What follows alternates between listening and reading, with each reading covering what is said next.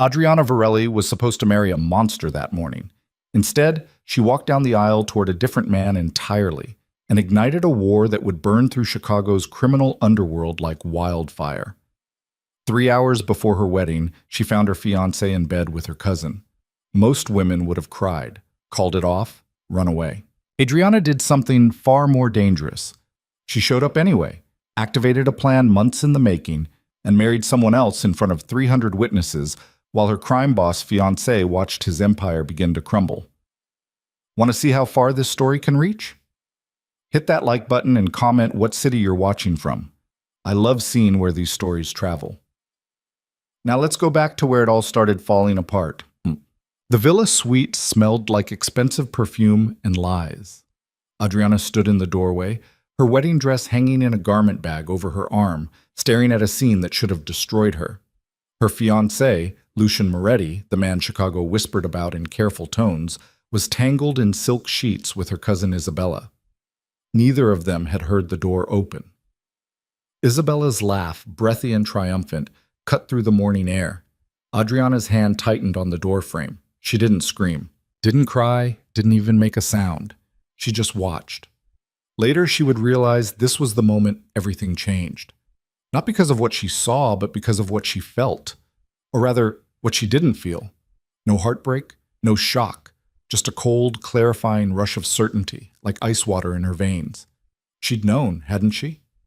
Deep down in the parts of herself she'd learned to silence, she'd known exactly what Lucian was. Isabella saw her first. Her cousin's eyes went wide, her mouth forming a perfect O of surprise that would have been comical under different circumstances. She grabbed for the sheet, suddenly modest, as if covering herself now would somehow rewind the last 60 seconds. Lucian turned his head slowly, lazy as a cat. When his eyes met Adriana's, there wasn't even a flicker of shame, just cold assessment, like he was calculating profit margins. Adriana. His voice was smooth, unbothered. He sat up, not bothering to cover himself. "You're early." That was it. No explanation, no apology, just an observation about her timing. Isabella scrambled off the bed, clutching the sheet around her body. "Audrey, this isn't, we didn't mean—" "Get out," Adriana said quietly. Her cousin froze. "What?" "I said, get out." Adriana's voice was steady, almost gentle. She kept her eyes on Lucian. "Put your clothes on and leave. Now." Isabella looked at Lucian, waiting for him to contradict the order, to claim authority in this moment. But Lucian just watched Adriana with something that might have been interest, might have been amusement. Isabella grabbed her dress from the floor and fled, her heels clicking a staccato rhythm of humiliation down the marble hallway. The door clicked shut. Silence settled over the room like dust. Lucian stood utterly unconcerned with his nakedness and walked to the bar cart near the window. He poured himself whiskey despite the early hour. The sunlight streaming through the floor-to-ceiling windows turned his skin golden, highlighted the scars across his ribs that told stories he'd never shared with her.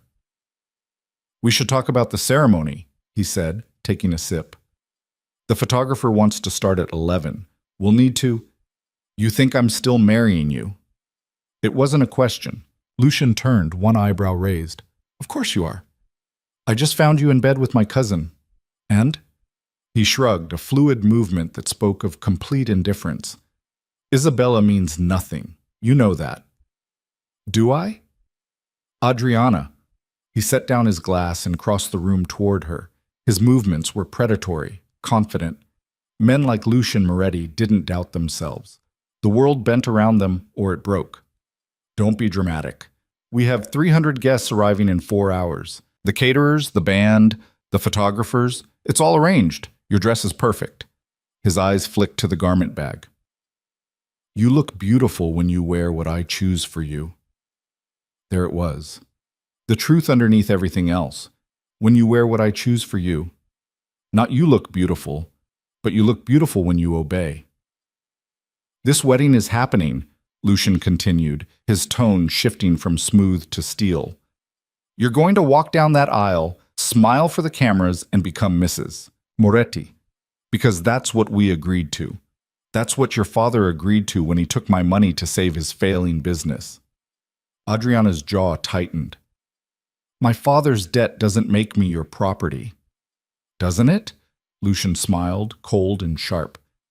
Your family owes me $17 million, Adriana. That restaurant empire your father built, it only exists because I allowed it to. One word from me, and it all disappears. Your mother's house in Lake Forest, your sister's college tuition, your brother's medical bills. He stepped closer, crowding her space. You think you have a choice here? You think you can just walk away? She'd heard variations of this speech before. The reminder that her life, her family's lives, existed at his pleasure, that she should be grateful, that this marriage was a gift, not a prison. But this time, hearing it while the sheets in the next room still smelled like Isabella's perfume, something inside her went very, very quiet. So that's it, she said softly. I'm just a transaction. Everything is a transaction. Lucian reached out, tucking a strand of dark hair behind her ear. The gesture should have been tender. Instead, it felt like a collar clicking shut. The sooner you accept that, the happier you'll be. I can give you everything, Adriana. Security, status, protection. All you have to do is be smart enough to take it. And in exchange, you do what you're told. Simple, final, no negotiation in his voice. You smile. You look perfect. You don't ask questions about my business. You give me children when I decide the time is right. And you never, ever embarrass me. His hand moved to her throat, not squeezing, just resting there. A reminder. Do we understand each other? Adriana looked up at him. This man she'd agreed to marry 6 months ago, when she'd thought she could handle it, when she'd convinced herself that arranged marriages happened all the time, that she could make it work, that maybe affection would grow between them. How stupid she'd been. Yes, she said quietly. I understand perfectly. Lucian smiled, satisfied. He kissed her forehead like she was a child who'd finally learned a difficult lesson. Good girl. Now go get ready. And Adriana? He turned back to his drink. Wear the diamond earrings I sent, not the pearls your mother wanted, the diamonds. She left without another word, the garment bag heavy in her arms. The bridal suite was chaos when she arrived. Her mother, Lucia Varelli, paced near the windows, phone pressed to her ear, arguing with someone in rapid Italian about flower arrangements. Her sister Sophia sat on the velvet sofa, scrolling through her phone with the studied indifference of 18. The makeup artist and hairstylist hovered near the vanity, their equipment spread out like surgical tools. Adriana! Her mother ended the call and rushed over, hands fluttering. Where have you been? We've been waiting. The stylist needs at least 2 hours for your hair, and... She stopped, her sharp eyes catching something in Adriana's expression. What happened? Nothing. Adriana hung the garment bag on the hook behind the door. I'm here now. You look pale. Sophia, get your sister some water. Lucia cupped Adriana's face, studying her like a painting with a hidden flaw. Are you nervous? That's normal. Every bride gets nervous. I'm fine, Mama. You don't look fine. You look... Lucia lowered her voice. Did you and Lucian fight? Adriana thought about Lucian's hand on her throat, his cold certainty that she would do exactly what he wanted, that she had no choice.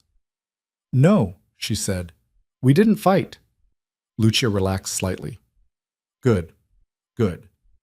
This marriage, Adriana, you understand how important this is, don't you? For all of us. I understand. Your father's business. I know, Mama. And Lucian is a good man. Powerful, yes, and his business is complicated, but he'll protect you. He'll protect all of us.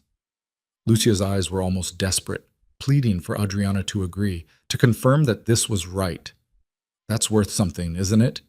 Adriana looked at her mother, this woman who had spent her whole life being beautiful and obedient and silent about the things that mattered, who had married for duty and learned to call it love, who was now offering up her daughter to the same fate like it was a gift. Yes, Mama, Adriana said. It's worth something. The lie tasted like ash. Sophia appeared with a water bottle, her dark eyes too knowing. You okay? She asked quietly while their mother returned to haranguing the florist. Perfect. Liar. Sophia kept her voice low. You've got that look you get when you're planning something. I don't know what you mean. Yes, you do. You used to get it before you'd sneak out in high school, right before you do something that would make Papa lose his mind. Sophia tilted her head. What are you planning, Audrey? To get married, like everyone expects. Sophia studied her for another moment, then shrugged. Okay, but whatever you're really thinking, I hope you do it. Before Adriana could respond, her phone buzzed in her purse. She pulled it out, glancing at the screen. A text from a number she'd saved under contractor, a code name that would mean nothing to anyone who saw it. Everything ready on my end. Just say the word. Ethan. Adriana's heart kicked in her chest. She typed back quickly. Stand by. I'll know in the next hour. She deleted the message thread immediately, a habit she'd developed over the past few months. No evidence, no trail, nothing that could be traced back if someone decided to look. Adriana? The makeup artist gestured to the chair. We should really start. She sat, letting the woman fuss with brushes and palettes, transforming her face into the perfect bride. In the mirror, she watched herself disappear under layers of foundation and highlighter, her features becoming a mask. Her phone buzzed again. This time, a text from Isabella. I'm so sorry. Please forgive me. I love you. Adriana stared at the words. Her cousin had always been like this, reckless and selfish, and then desperately sorry when the consequences appeared. Isabella, who had grown up alongside her, who knew every secret and scar.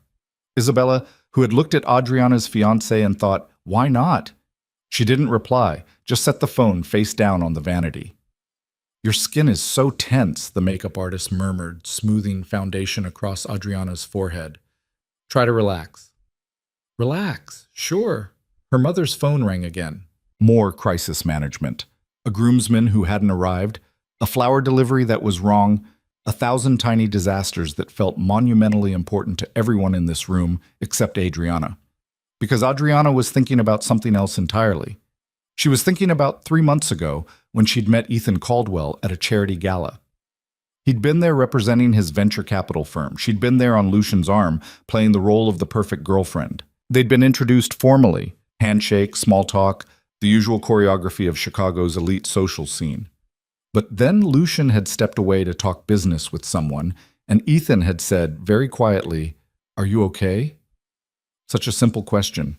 But the way he'd asked it, like he actually wanted to know, like he'd seen something in her expression that troubled him, had cracked something open in her chest. "Why wouldn't I be?" she'd replied, her smile perfectly in place. "Because you look like someone who's memorized their lines." He'd tilted his head, studying her with eyes that were too perceptive. And I recognized that look. I grew up watching my mother wear it. She should have walked away, made some excuse, but instead she'd heard herself ask, "What happened to your mother?" She got out. Ethan's voice had been soft, meant only for her. Eventually, it took her 10 years and a lot of help, but she got out. Adriana had understood then. What he was really saying, what he was offering without offering anything at all.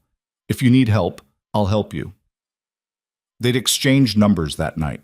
At first, the texts had been innocent, book recommendations, commentary on Chicago politics, the kind of surface-level conversation that could be explained away. But slowly, carefully, they'd gone deeper. Ethan had asked questions, not prying, not pushy, just there. Are you happy? Do you feel safe? Is this what you want? And Adriana had found herself answering honestly for the first time in months. No, no, no. He'd never judged, never told her what to do, just listened and asked what she needed. What she'd needed, she'd finally admitted, was evidence, real concrete proof of what Lucian was, the kind that would hold up in court and protect her family from retaliation. Because she'd known, even then, that leaving wouldn't be simple. Men like Lucian didn't let go of things they considered theirs. Ethan had connections, former FBI agents turned private investigators, forensic accountants, lawyers who specialized in dismantling criminal enterprises. Over the next 3 months, they'd built a case, financial records that proved money laundering, testimony from witnesses who'd been threatened, documentation of bribes, extortion, violence, all of it carefully compiled, all of it waiting. Almost done, the makeup artist said, adding a final sweep of lipstick. You look stunning. Adriana looked at her reflection. She did look stunning. She looked like a woman who had everything, a woman who was about to marry into power and wealth and security. She looked absolutely nothing like herself. "Thank you," she said.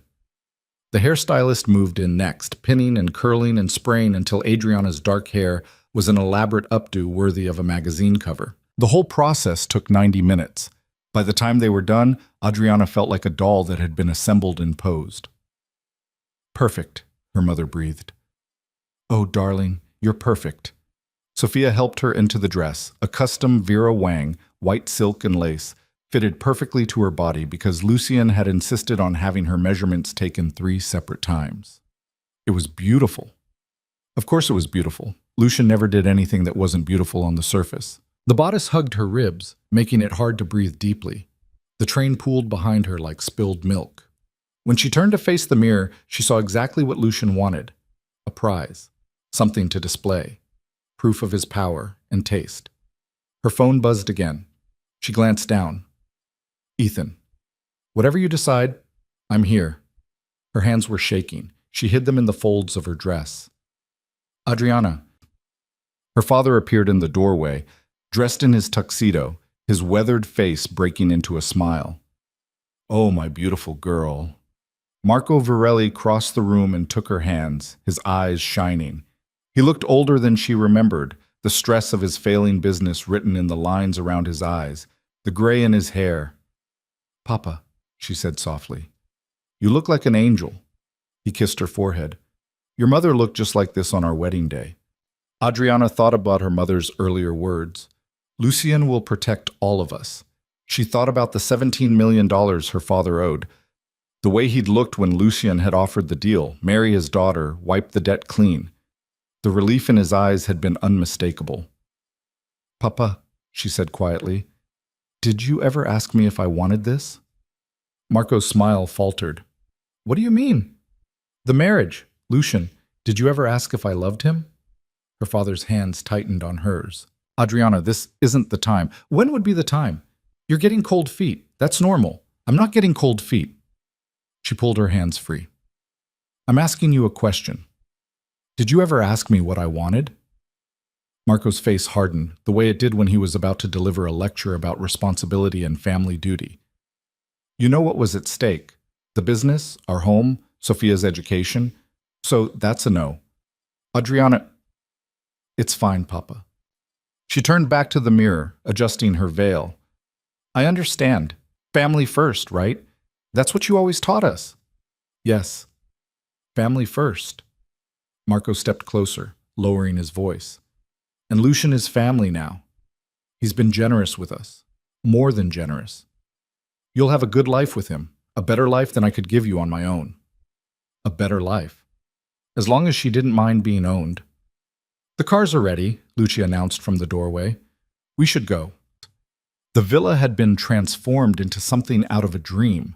White roses everywhere, thousands of them, their perfume heavy in the air. String lights draped between trees.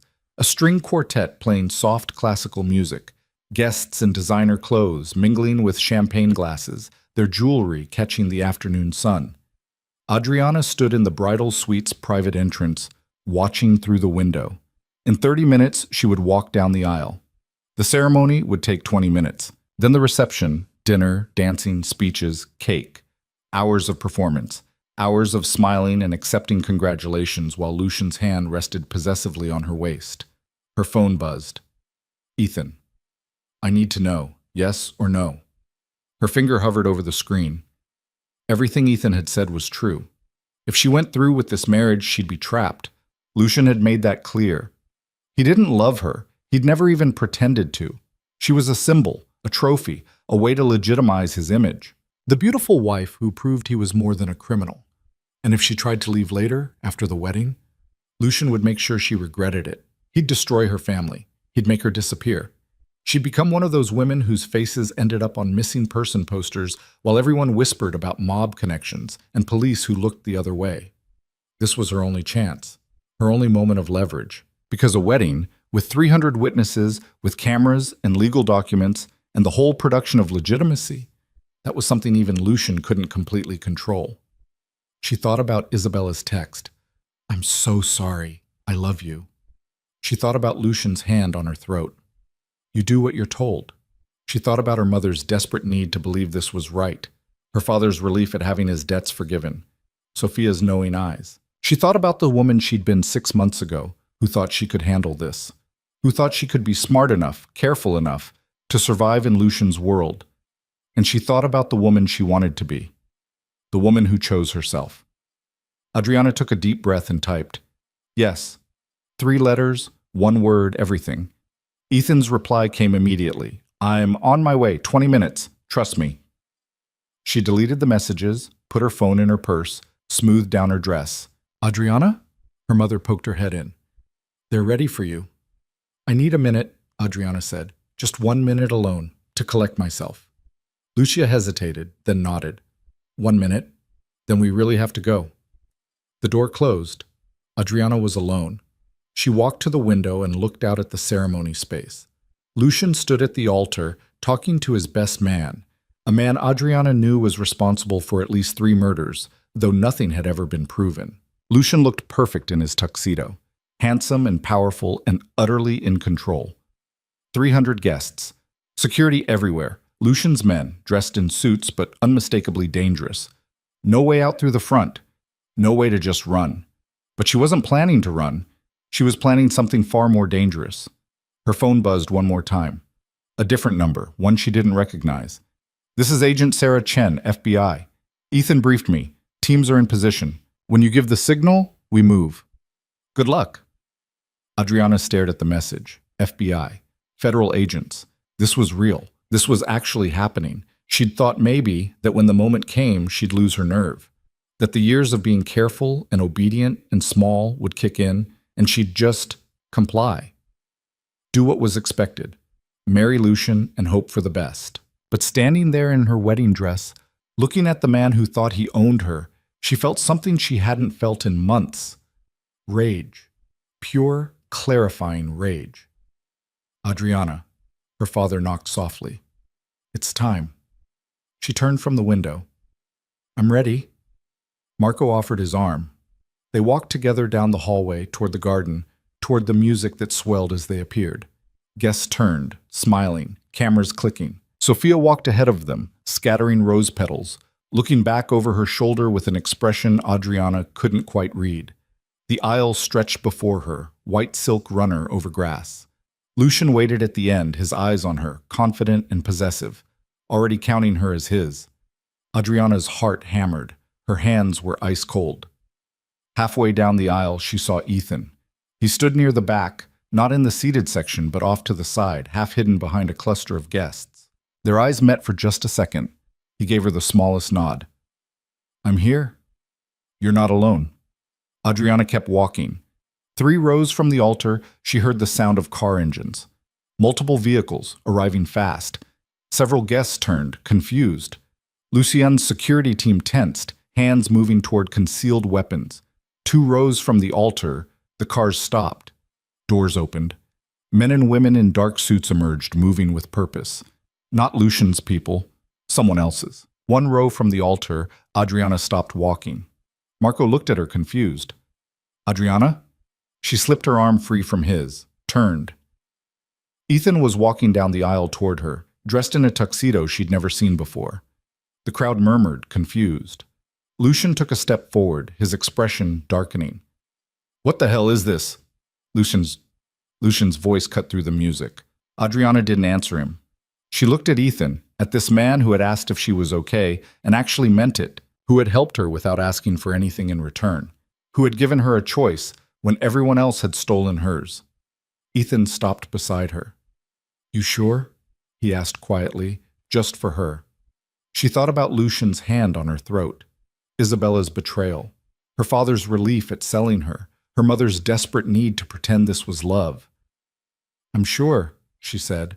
And then she took Ethan's hand and started walking, not toward the altar where Lucian waited, but toward the minister who stood there looking utterly confused. The crowd erupted, gasps, shouts. Lucian surged forward, but 2 of the newcomers, FBI agents, Adriana realized, moved to block him. "Adriana!" Lucian's voice was thunder. "What are you doing?" She turned to face him, still holding Ethan's hand. "I'm making a choice." "You don't have a choice." "Yes?" she said calmly. I do. The minister looked between them, bewildered. I don't understand what's... We need you to perform a marriage, Ethan said clearly, loud enough for the crowd to hear. Right now, between me and Adriana. Stunned silence. Then Lucian laughed. It was an ugly sound, sharp with rage and disbelief. You think you can just... What? Marry someone else at my wedding? It's not your wedding, Adriana said. It's mine, and I'm choosing him. Lucian's face went dark red. You're choosing him? Some nobody from... Ethan Caldwell, Ethan said pleasantly. CEO of Caldwell Ventures. Net worth approximately $2.3 billion. And more importantly, someone who actually asked Adriana what she wanted. The crowd was in chaos now, guests on their feet, phones out, capturing everything. Adriana's mother looked like she might faint. Her father stood frozen, comprehension slowly dawning. Sophia, though. Sophia was smiling. This is insane, Marco breathed. Adriana, stop this. Stop it right now. No, Papa. You'll ruin us. The debt... Lucian won't do anything, Ethan said calmly. Because we have evidence of 17 different federal crimes he's committed, all documented and ready to be delivered to law enforcement. He gestured to the agents surrounding them. In fact, several of these people are FBI. So unless he wants to be arrested right here, right now, I suggest he let this proceed. Lucian's jaw clenched. His hands were fists. You have no idea what you've just done. Yes, I do, Adriana said. I'm taking back my life. The minister, realizing he was trapped in the middle of something far bigger than a simple ceremony, looked at the FBI agents for guidance. One of them, the woman Adriana recognized from the text, Agent Chen, nodded. Proceed, Chen said. It's legal. They have a license. She held up a document. Filed this morning. Lucian's security team was surrounded now, outnumbered by federal agents. The math was simple, even for them. Stand down or face arrest. They stood down. The minister, hand-shaking, opened his book. Okay.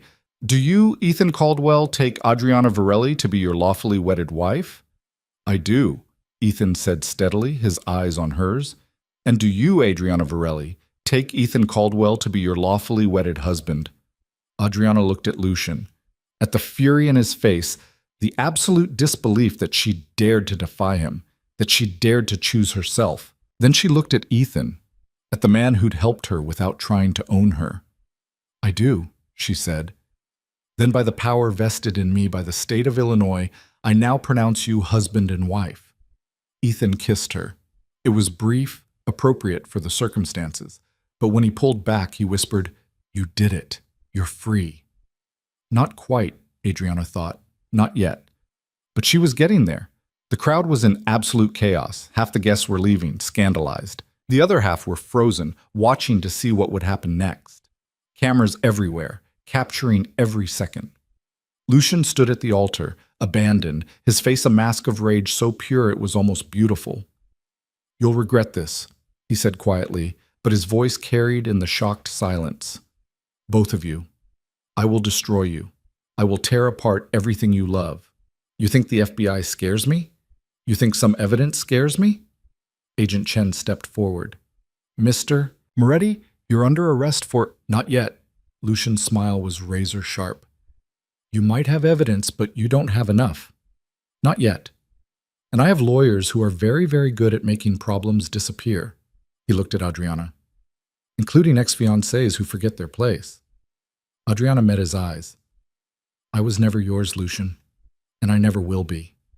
She turned away, Ethan's hand steady in hers, and walked back down the aisle, through the crowd of stunned guests, past her parents, her mother weeping, her father looking like he'd aged 10 years in 10 minutes, past Sophia, who grabbed her hand and squeezed it as she passed. Good, Sophia mouthed. They made it to the car, Ethan's car with a driver who'd been part of the plan.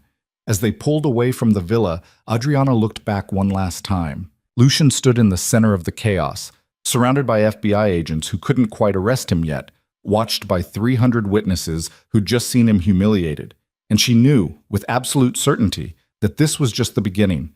The war was about to start. The car sped through Chicago's streets, weaving between traffic with practiced precision.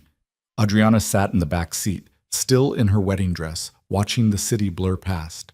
Her hands were shaking now, the adrenaline finally catching up to her. "Breathe," Ethan said quietly beside her. "Just breathe." She tried. Her lungs felt tight, like the dress was crushing her ribs. I actually did that. You were incredible." I humiliated him in front of everyone. The reality was sinking in, cold and heavy. "He's going to kill me. He's going to kill both of us." "He's going to try." Ethan pulled out his phone, typing rapidly. But we're 3 steps ahead. Agent Chen's team is already executing search warrants on 4 of his properties. His accounts are being frozen as we speak, and we have protective custody arranged for your family. Adriana's head snapped toward him. "My family? They won't go willingly. My father will think he can negotiate with Lucian, smooth things over." Sophia already agreed to help convince them. Sophia knew? Ethan had the grace to look slightly guilty. "She figured it out 2 weeks ago, cornered me at a coffee shop near your parents' house, and threatened to blow the whole thing unless I brought her in on the plan." Despite everything, Adriana almost laughed. That sounded exactly like her sister. "What did you tell her?" "The truth, that you were getting out, and that we needed to make sure Lucian couldn't use your family as leverage." He showed her his phone. A text from Sophia. "Got them. Mom's freaking out, but Dad's in the car, heading to the safe house now." Adriana closed her eyes. "My mother's going to hate me." "Maybe. For a while." Ethan's voice was gentle. "But she'll be alive to hate you. That's what matters." The car pulled into an underground parking garage. Ethan's driver, a former Secret Service agent named Marcus, did a full sweep of the area before letting them out. They took a private elevator to the penthouse, where Agent Chen was already waiting. Sarah Chen was younger than Adriana had expected, maybe early 30s, with sharp eyes that cataloged everything. She stood when they entered, tablet in hand. "Mrs. Caldwell," she said, and the name hit Adriana like a slap. She was married. Actually married. Just not to the man everyone had expected. That was quite a performance. "It wasn't a performance," Adriana said quietly. "I know. That's what made it so effective." Chen gestured to the couch. "Sit. We need to go over what happens next." Adriana sank onto the leather sofa, her dress pooling around her like spilled paint.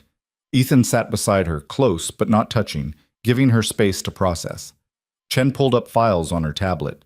"Lucian's already mobilizing. We've intercepted calls to his lawyers, his security team, and several individuals we believe are enforcers. He's planning retaliation." "What kind of retaliation?" "Everything. He's going after Ethan's business holdings first, trying to trigger stock sell-offs, calling in favors with investors, spreading rumors about financial instability. It's crude, but it might work if we don't counter quickly." Chen swiped to another screen. "He's also putting pressure on your father, calling in the debt, all 17 million, due immediately." Adriana's stomach dropped. "My father doesn't have that kind of money." "We know. That's the point. Lucian wants to destroy your family financially, force them into bankruptcy, make it so desperate that you'll come crawling back to negotiate." "That won't happen," Ethan said flatly. "He doesn't know that yet. He still thinks he has leverage." Chen looked at Adriana. "He thinks you'll choose your family over yourself, that you'll sacrifice your freedom to save them." She wasn't wrong.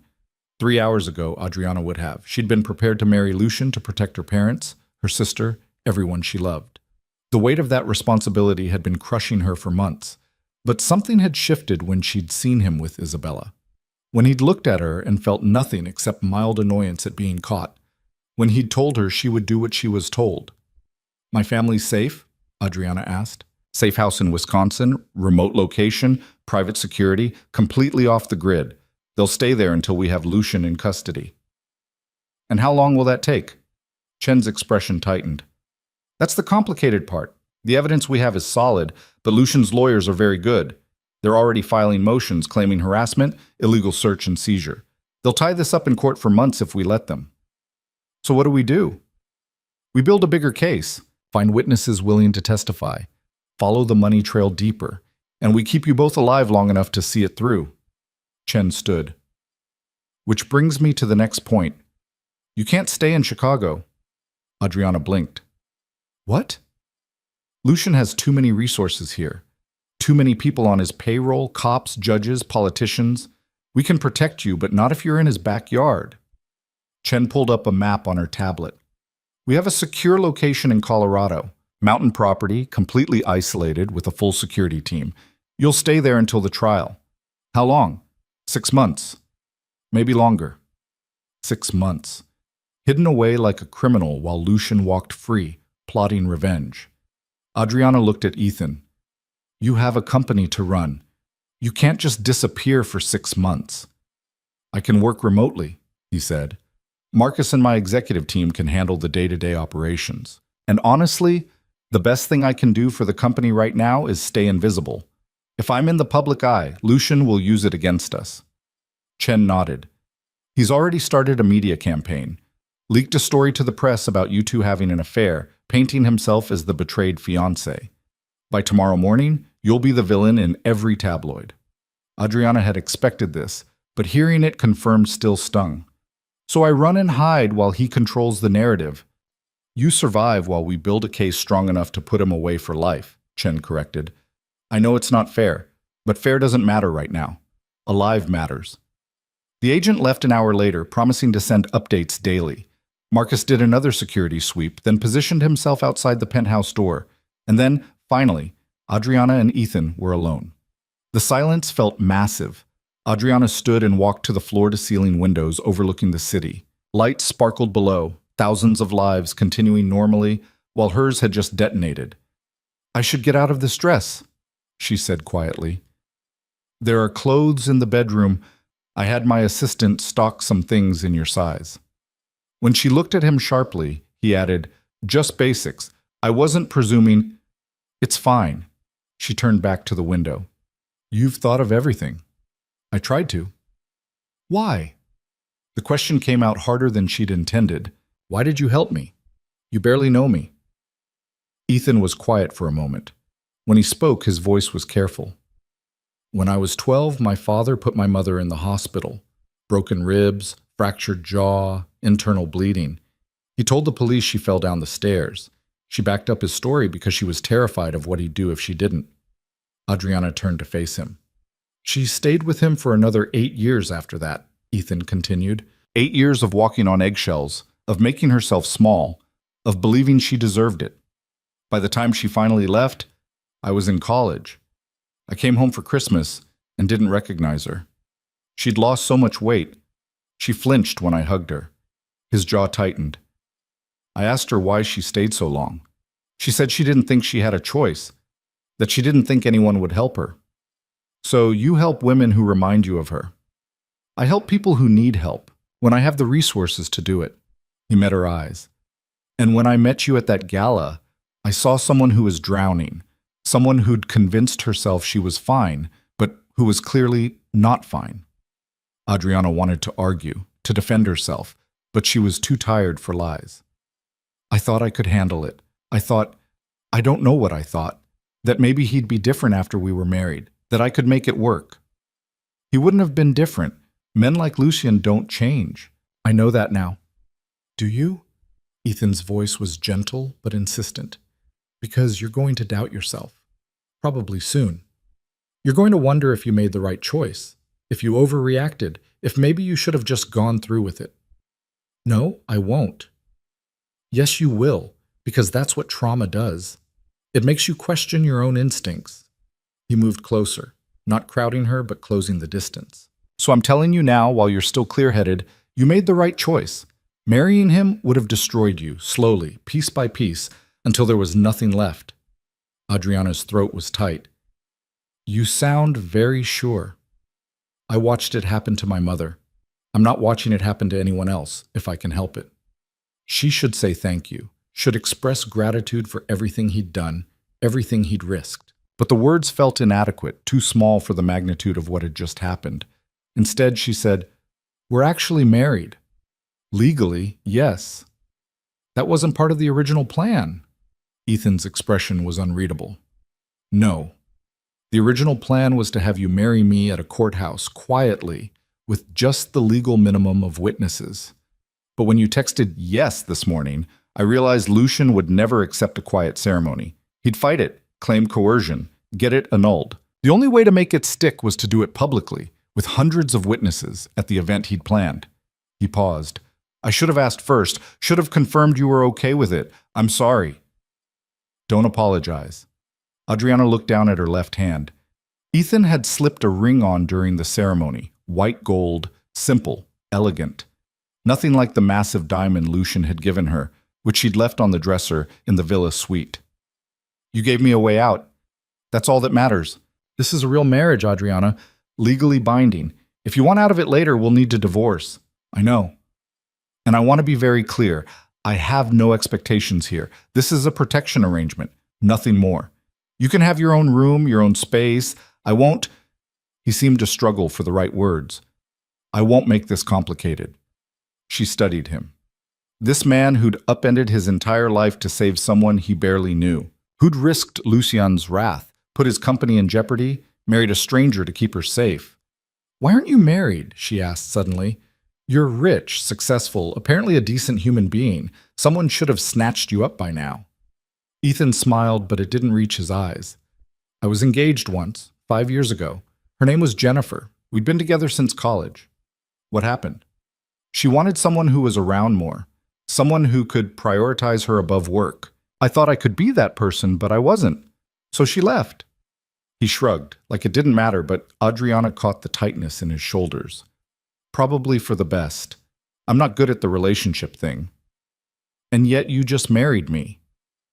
This is different. Is it? Yes. Because I'm not asking you to love me. I'm not asking you for anything except to stay alive. His voice was firm. And when this is over, when Lucian's in prison and you're safe, you can walk away. No guilt, no obligation. We'll end this marriage and you can start over, completely free. It should have been reassuring. Instead, it felt strangely lonely. Adriana pushed the feeling aside. I'm going to change. The bedroom was massive, decorated in shades of gray and cream. The clothes Ethan mentioned were laid out on the bed, jeans, sweaters, comfortable basics in her exact size. His assistant had good instincts. She struggled with the dress for several minutes before admitting defeat. Ethan? She called it through the door. I need help with the zipper. He appeared, carefully avoiding looking directly at her. His hands were quick and efficient on the tiny buttons running down her spine, the kind of touch that was purely functional. When the dress finally loosened, Adriana could breathe fully for the first time in hours. Thank you. Sure. He backed toward the door. I'll be in the living room if you need anything. After he left, Adriana stepped out of the dress and stood in her underwear, looking at herself in the mirror. She'd lost weight in the last few months. Her ribs were more visible than they should be. There were dark circles under her eyes that makeup couldn't quite hide. She looked like someone who'd been slowly disappearing. Adriana pulled on jeans and a soft sweater, twisted her hair into a knot, and scrubbed off the makeup. Without the wedding facade, she looked younger, more herself. When she emerged, Ethan was on his laptop, typing furiously. He glanced up. How are you holding up? I don't know yet. She sat across from him. What happens tomorrow? We leave for Colorado, early, before the media circus really gets going. And then? Then we wait. We let the FBI do their job. We stay out of sight. He closed his laptop. I know it's not the answer you want. What I want is for this to be over. I know. Her phone buzzed. She'd turned it off during the drive, but powered it back on out of habit. Now she stared at the screen, watching notifications flood in. Texts from numbers she didn't recognize. Voicemails from reporters. Emails from friends. Some supportive, most confused. And one text from Isabella. You've destroyed everything. I hope you're happy. Adriana deleted it without responding. There was also a message from Sophia. Mom won't stop crying. Dad's in shock, but we're safe. Agent Chen's team is good. Are you okay? Adriana typed back. I'm fine. Tell Mom I'm sorry. Sophia's response came immediately. Don't apologize. You did what you had to do. I'm proud of you.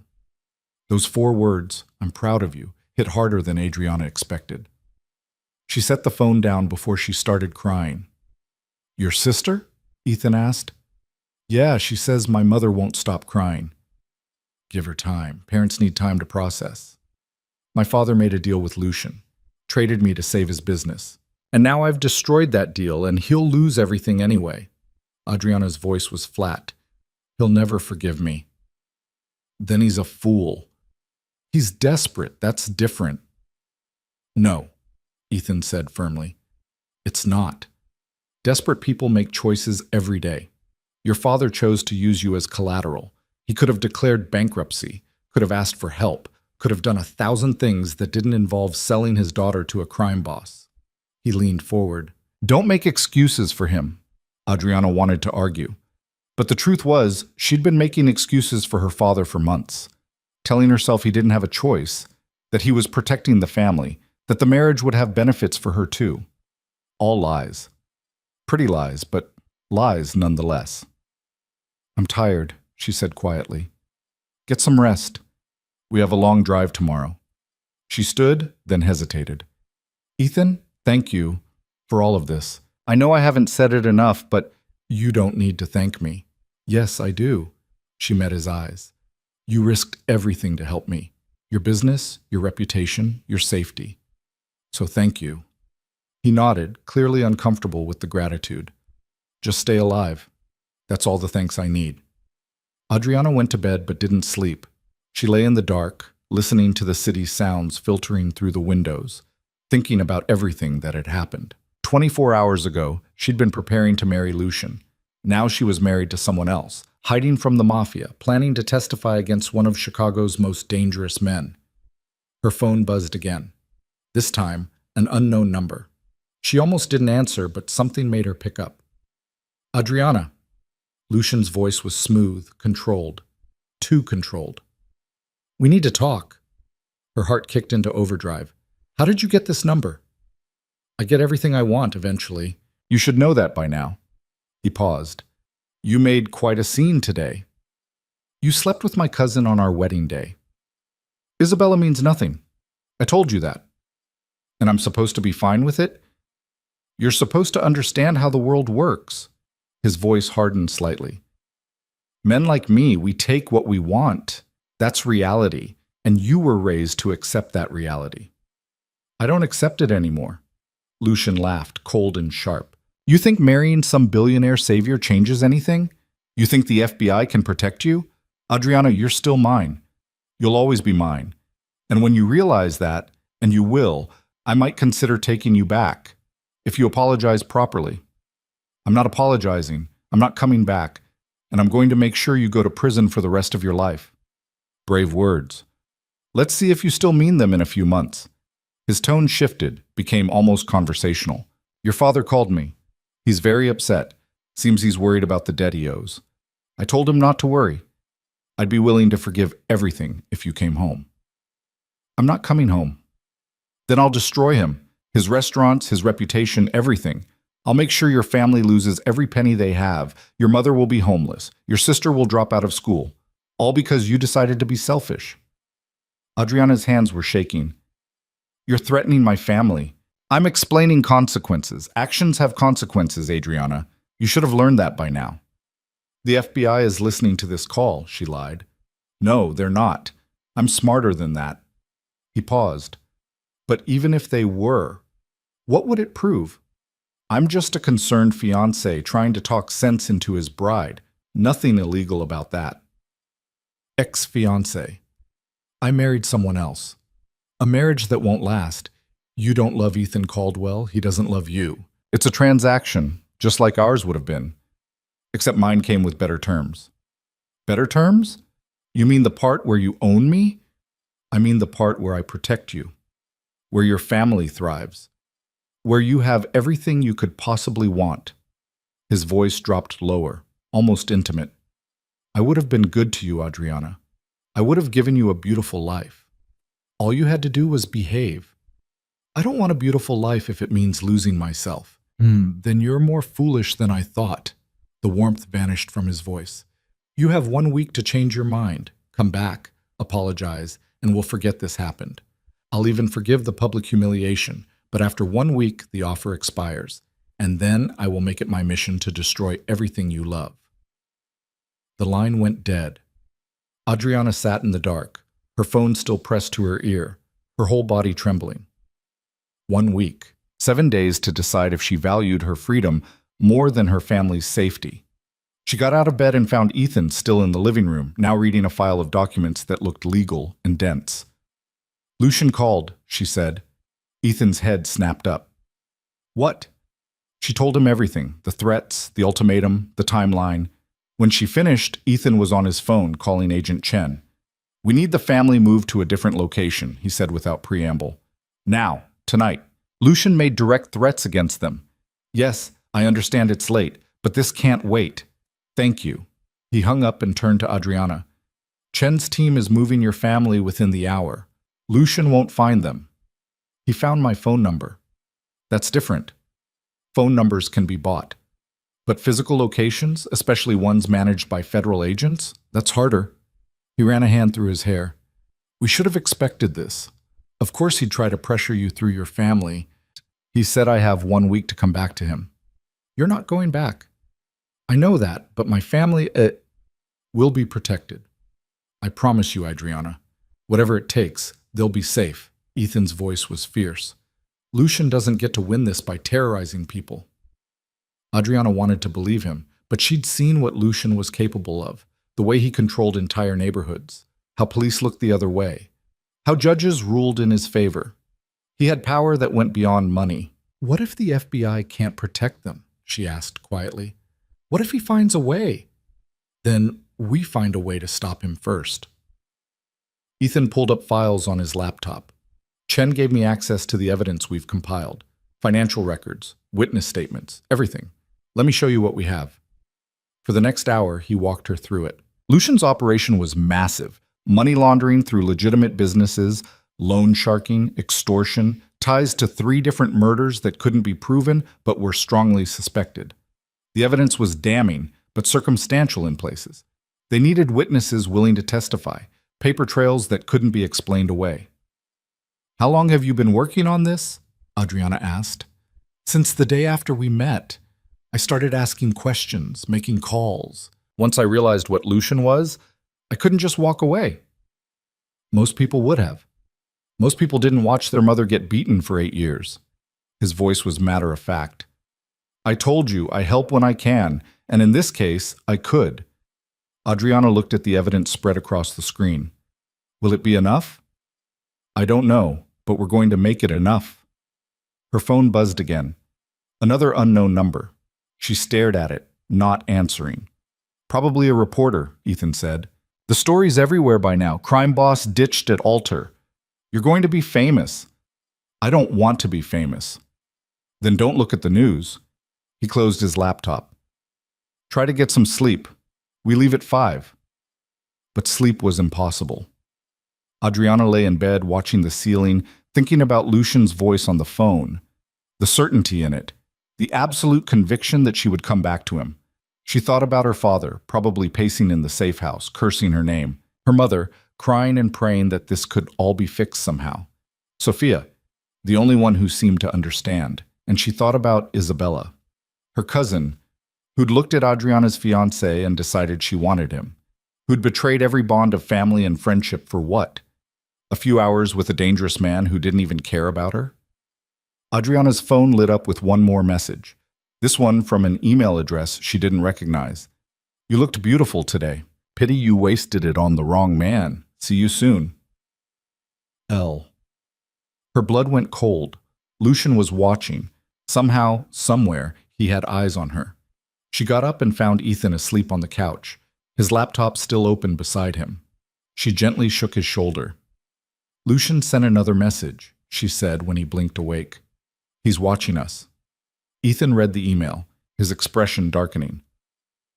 "Marcus," he called out. The bodyguard appeared within seconds. "Sir?" "Full lockdown, no one in or out. And I want a sweep of the building. Cameras, bugs, anything." "On it." Ethan turned to Adriana. "Pack your things. We're leaving tonight." "But you said—" "Plans change. If Lucian knows we're here, we can't stay." He was already moving, grabbing bags from the closet, throwing clothes into them. "We'll drive through the night, get to Colorado before he can organize anything." "What about my family?" "Chen's already moving them. They'll be fine." He paused, looking at her. "Trust me, Adriana nodded. What choice did she have? They were on the road within 30 minutes, Marcus driving, Ethan in the passenger seat monitoring security feeds on his phone, Adriana in the back watching Chicago disappear behind them. The city lights grew smaller, then vanished entirely as they hit the highway.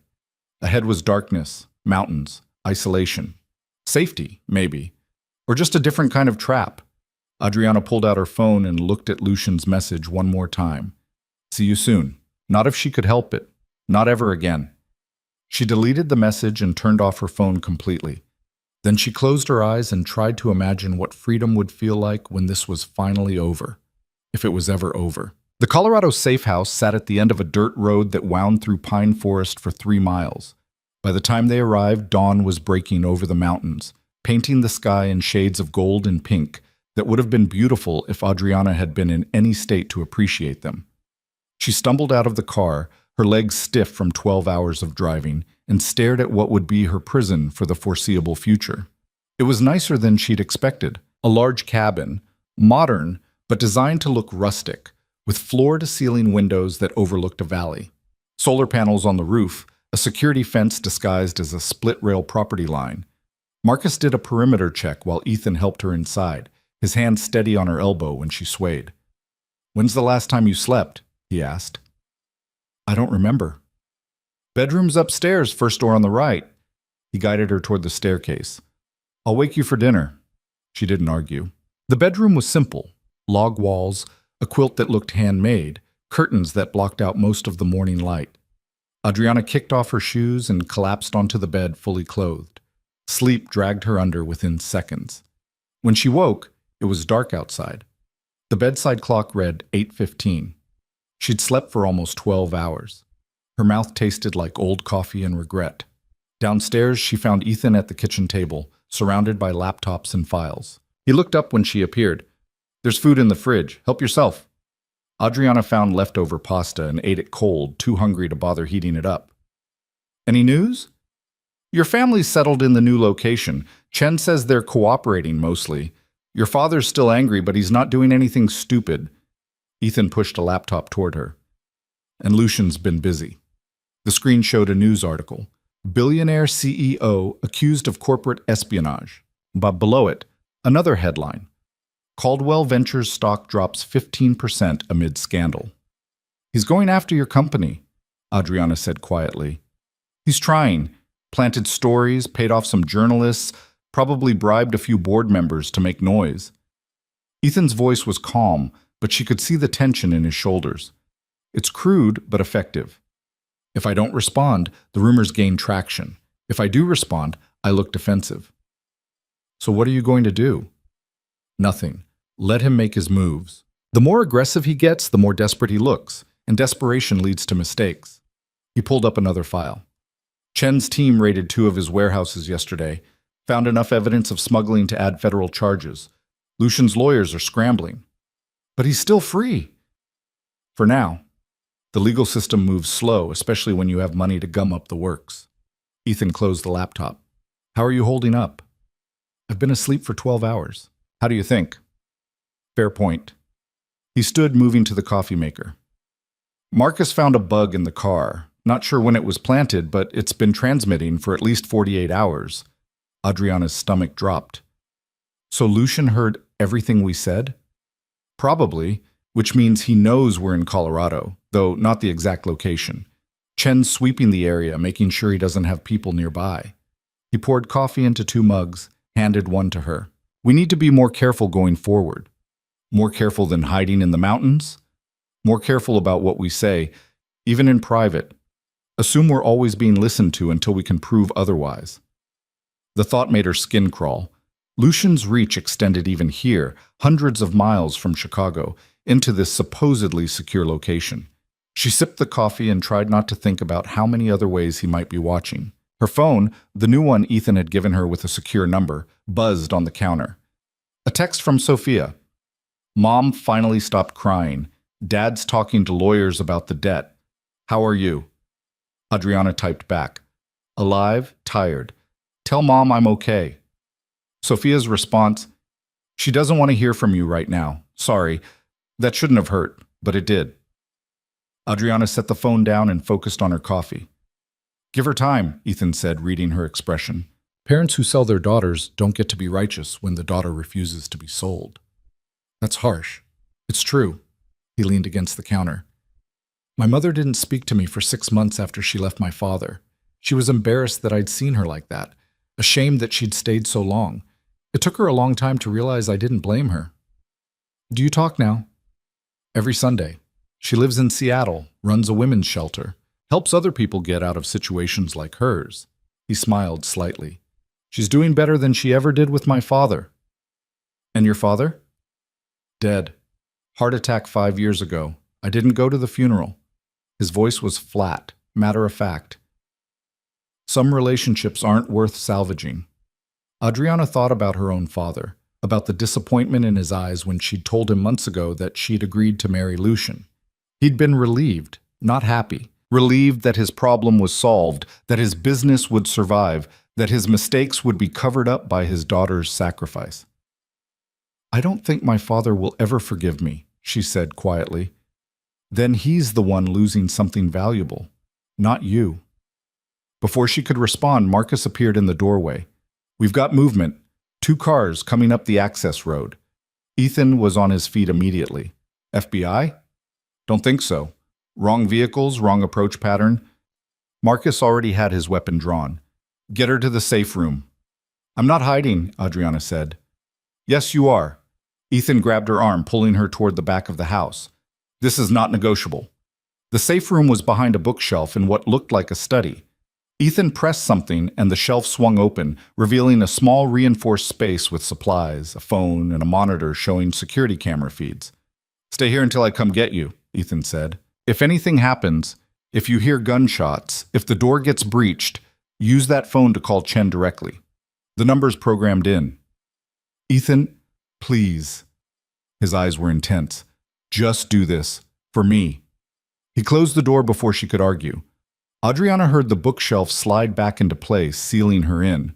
The room was small, maybe 8 by 10, with concrete walls and a ventilation system that hummed quietly. She sat on the bench and watched the security monitors. 2 black SUVs had stopped at the gate. 4 men got out, all dressed in dark clothes. Not FBI. The way they moved, the way they fanned out, these were professionals. Lucian's people. On the monitor, she saw Marcus take position near the front entrance. Ethan was on his phone, probably calling Chen. The men at the gate weren't trying to break through yet, just standing there, making their presence known. One of them pulled out a phone. A few seconds later, Adriana's new phone buzzed. She looked at the screen. Unknown number. She answered. What do you want? Adriana. Not Lucian this time. A different voice, rough and unfamiliar. We're here to bring you home. I am home. Mr. Moretti wants to speak with you, in person. He's willing to forget this whole misunderstanding if you come back willingly. It's not a misunderstanding. I left on purpose. Then you're making a mistake. We can do this easy or we can do this hard, but either way, you're coming with us. I'm in a federal safe house surrounded by armed security. You really think you're getting in here? We got this far, didn't we? The man's voice was almost amused. And we're patient. We can wait. Eventually you'll have to leave, and when you do, we'll be here. The line went dead. Adriana watched the monitors. The men weren't leaving. They'd spread out, taking positions that gave them clear sight lines to all the exits. A siege. They were laying siege to the safe house. Her phone rang again. This time it was Ethan. Are you okay? He asked immediately. They called me. Said they're here to take me back to Lucian. That's not happening. Chen's sending a team, but they're 40 minutes out. We need to hold position until then. What if they try to force their way in? Then Marcus and I will make sure they regret it. His voice was grim. Stay in the safe room. Don't come out no matter what you hear. Ethan, promise me. I promise. But promises were easy to make and hard to keep. Adriana watched the monitors as the standoff continued. Minutes ticked by. The men outside didn't move. They just waited, patient as predators. Then one of them pulled out what looked like a radio. He spoke into it, then pointed at the house. A moment later, every light went out. The monitors went dark. Emergency lighting kicked in, dim red bulbs that barely illuminated the safe room. Adriana's heart was hammering. They'd cut the power, which meant they had someone who knew the electrical system, who knew where to hit to disable everything. She heard footsteps upstairs. Heavy boots. Multiple people. They were inside. The phone in the safe room rang, the direct line to Chen. Adriana grabbed it. "They're in the house," she said without preamble. "I know. We're monitoring through satellite. FBI team is 20 minutes out." Chen's voice was crisp, professional. "Stay in the safe room. Do not engage." "What about Ethan and Marcus?" "They know what to do. Let them do their job." But Adriana couldn't just sit there. She watched the safe room door, listening to the sounds filtering through, shouts, crashes. What might have been a gunshot, but she couldn't be sure. Every instinct screamed at her to move, to run, to do something other than hide in a concrete box while people fought over her like she was property to be claimed. The monitor flickered back to life. Battery backup, maybe. She could see the living room now. Two of Lucian's men were there, weapons drawn, moving carefully, looking for her. One of them spoke into his radio.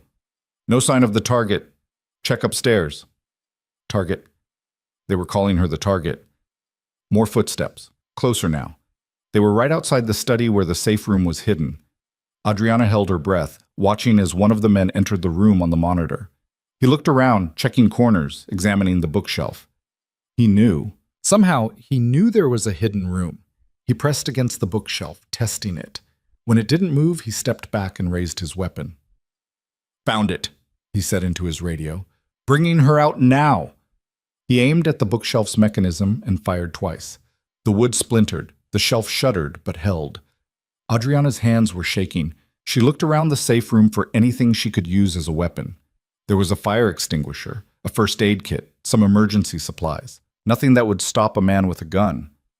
The bookshelf shook again. He was forcing it, using his shoulder to ram it. The mechanism groaned. Then she heard Marcus's voice, sharp and commanding. "Step away from the door." On the monitor, she saw the man turn, his weapon swinging toward Marcus. But Marcus was faster. 2 shots, center mass. The man went down hard. "Room's clear," Marcus said into his own radio. "One hostile down, continuing sweep." But there were still 3 more men somewhere in the house, and Adriana had lost sight of Ethan on the monitors. A crash from somewhere upstairs. Breaking glass. Another gunshot, then 2 more in rapid succession. Silence. Adriana pressed against the safe room door, trying to hear. Nothing. Just her own breathing, too loud in the small space. Minutes passed. 5, then 10. The emergency lighting cast everything in shades of red. She felt like she was underwater, drowning slowly. Then the bookshelf moved. Someone was opening it from the outside. Adriana grabbed the fire extinguisher, ready to swing it at whoever came through. The door opened. Ethan stood there, blood on his shirt, a cut above his eyebrow. "It's over. They're all down." "You're hurt." "Barely. One of them got a lucky hit." He helped her out of the safe room. "Chen's team just arrived. They're securing the area." The house was a disaster. Broken furniture, bullet holes in the walls, blood on the hardwood floor in the living room where Marcus had shot the first intruder. Adriana stepped over debris, trying not to look too closely at the bodies being carried out by FBI agents in tactical gear. Agent Chen appeared, directing her team with practiced efficiency. When she saw Adriana, her expression softened slightly. "You okay?" "Define okay." "Fair." Chen gestured to the chaos around them. "We're taking the survivors into custody. They'll be charged with attempted kidnapping, assault, whole list of federal crimes. Maybe one of them will flip on Lucian. Will they? Depends on how scared they are of prison versus how scared they are of him." Chen's radio crackled. She listened, then nodded. "We need to move you again. This location's compromised." "Where?" Ethan asked. "We have another property, more remote, better security. You'll leave within the hour." Adriana wanted to scream. Another move, another safe house, another temporary refuge that Lucian would somehow find. This could go on forever, running and hiding while he stayed free, using his money and connections to hunt her down. "There has to be another way," she said. Chen looked at her. "What are you suggesting?" "I don't know, but I can't keep running. Every time we move, he finds us." Every time we think we're safe, his people show up. Adriana's voice was getting louder. How long is this supposed to last? Months? Years? The rest of my life? Until we can build a case strong enough to put him away for good. And how long will that take? Chen didn't answer, which was an answer in itself. Ethan stepped closer to Adriana, his hand finding hers. We'll figure it out, but right now, we need to go. She wanted to pull away, to refuse, to do anything except keep running. But the bodies being carried out were a reminder of what would happen if she stayed. Lucian wasn't playing games. He was willing to kill to get her back. They packed quickly, not that there was much to pack. Everything they'd brought from Chicago fit in 2 bags. Marcus loaded them into a new vehicle while FBI agents swept the house one more time. As they were about to leave, Adriana's phone rang. She recognized the number now. Lucian. She answered before she could think better of it. What do you want? I want you to understand something. His voice was cold, controlled. Those men who came for you? They weren't supposed to hurt you. They had very specific instructions, bring you back safely. But your bodyguard killed 2 of them, so now their families will suffer. Their children will grow up without fathers. Because of you. Because of you, Adriana shot back. You sent them. You started this. And I'll finish it. One way or another, you're coming back. You can't run forever, Adriana. Eventually you'll get tired. Eventually you'll make a mistake. And I'll be waiting. Then you'll be waiting a long time. We'll see. He paused. How's your new husband? I saw the blood on his shirt in the security footage. Is he hurt badly? I hope not. I'd hate for him to die before he understands what he's cost himself. Adriana's grip on the phone tightened. You're watching us. I'm always watching. Did you think those were my only cameras? I have eyes everywhere, darling. Every move you make, I see it. Every word you say, I hear it. You're never really free. The line went dead. Adriana stood there, phone in hand, trying to process what he'd just said. Cameras everywhere, which meant the bug Marcus found wasn't the only one, which meant Lucian had been watching them the entire time, listening to their plans, tracking their movements. We need to go, Ethan said quietly. Now. But as they drove away from the safe house, Adriana couldn't shake the feeling that they were just moving from one trap to another, that no matter where they went, Lucian would find them. Because he wasn't just using money and connections anymore. He was using fear, and fear was harder to outrun than men with guns. The new safe house was deeper in the mountains, accessible only by a road that required a 4-wheel drive to navigate. It was smaller than the last one, more isolated, with security measures that made it look like a bunker disguised as a vacation cabin. No one knows about this location except Chen's team, Marcus said as they pulled up. No paper trail, no digital footprint. It's as off-grid as we can get. Adriana didn't respond. She was too tired to hope anymore. Inside, Ethan immediately set about checking for surveillance devices. He found 3, one in the smoke detector, one behind the bathroom mirror, one embedded in the television. Marcus destroyed them methodically while Adriana watched. He must have had people plant these before we even arrived, Ethan said grimly. Someone on Chen's team is feeding him information. Or someone close to her team, Marcus added. Could be a contractor, a cleaning service, anyone with access. Adriana sat on the couch and put her head in her hands. This is never going to end, is it? Ethan sat beside her. It will. We just need to change tactics. What tactics? We're hiding. He's hunting. That's the game. Then we stop playing his game. Ethan pulled out his phone, scrolling through files. We've been reactive this whole time, responding to his moves, running when he finds us. But we have leverage too. We have evidence. We have witnesses. We just need to use it differently. How? We go public. All of it. Every piece of evidence, every witness statement, every crime we can prove. He looked at her. We turn this into a media spectacle so big that Lucian can't control it anymore. Agent Chen, who'd followed them to the new location, shook her head. That's a terrible idea. You go public before we have him in custody, his lawyers will bury us. He'll claim it's a smear campaign, defamation. He'll sue everyone involved. Let him sue, Ethan said. Public opinion matters. Once people see what he is, once the media starts digging into his business, he won't be able to operate the same way. His political connections will distance themselves. His business partners will bail. He'll be isolated. Or he'll get more dangerous, Chen countered. Cornered animals lash out. You could be signing your own death warrant. We're already living under a death warrant, Adriana said quietly. At least this way, we're fighting back. Chen studied her. You're sure about this? No. Adriana wasn't sure about anything anymore. But she was tired of being afraid, tired of hiding, tired of letting Lucian dictate every move. I'm sure, she lied. Chen sighed. Okay, but we do this carefully. We need a journalist who won't get scared off, someone with the resources to protect themselves from Lucian's retaliation. And we need to coordinate with the U.S. Attorney's Office. This can't look like vigilante justice. I know someone, Ethan said. Investigative reporter, works for a major publication. She's been looking into organized crime in Chicago for years. If we give her exclusive access to the evidence, she'll run with it. Set up a meeting, Chen said. But it has to be secure. No phones, no digital communication, face-to-face only. The meeting happened 3 days later at a neutral location, a small diner 2 hours from the safe house.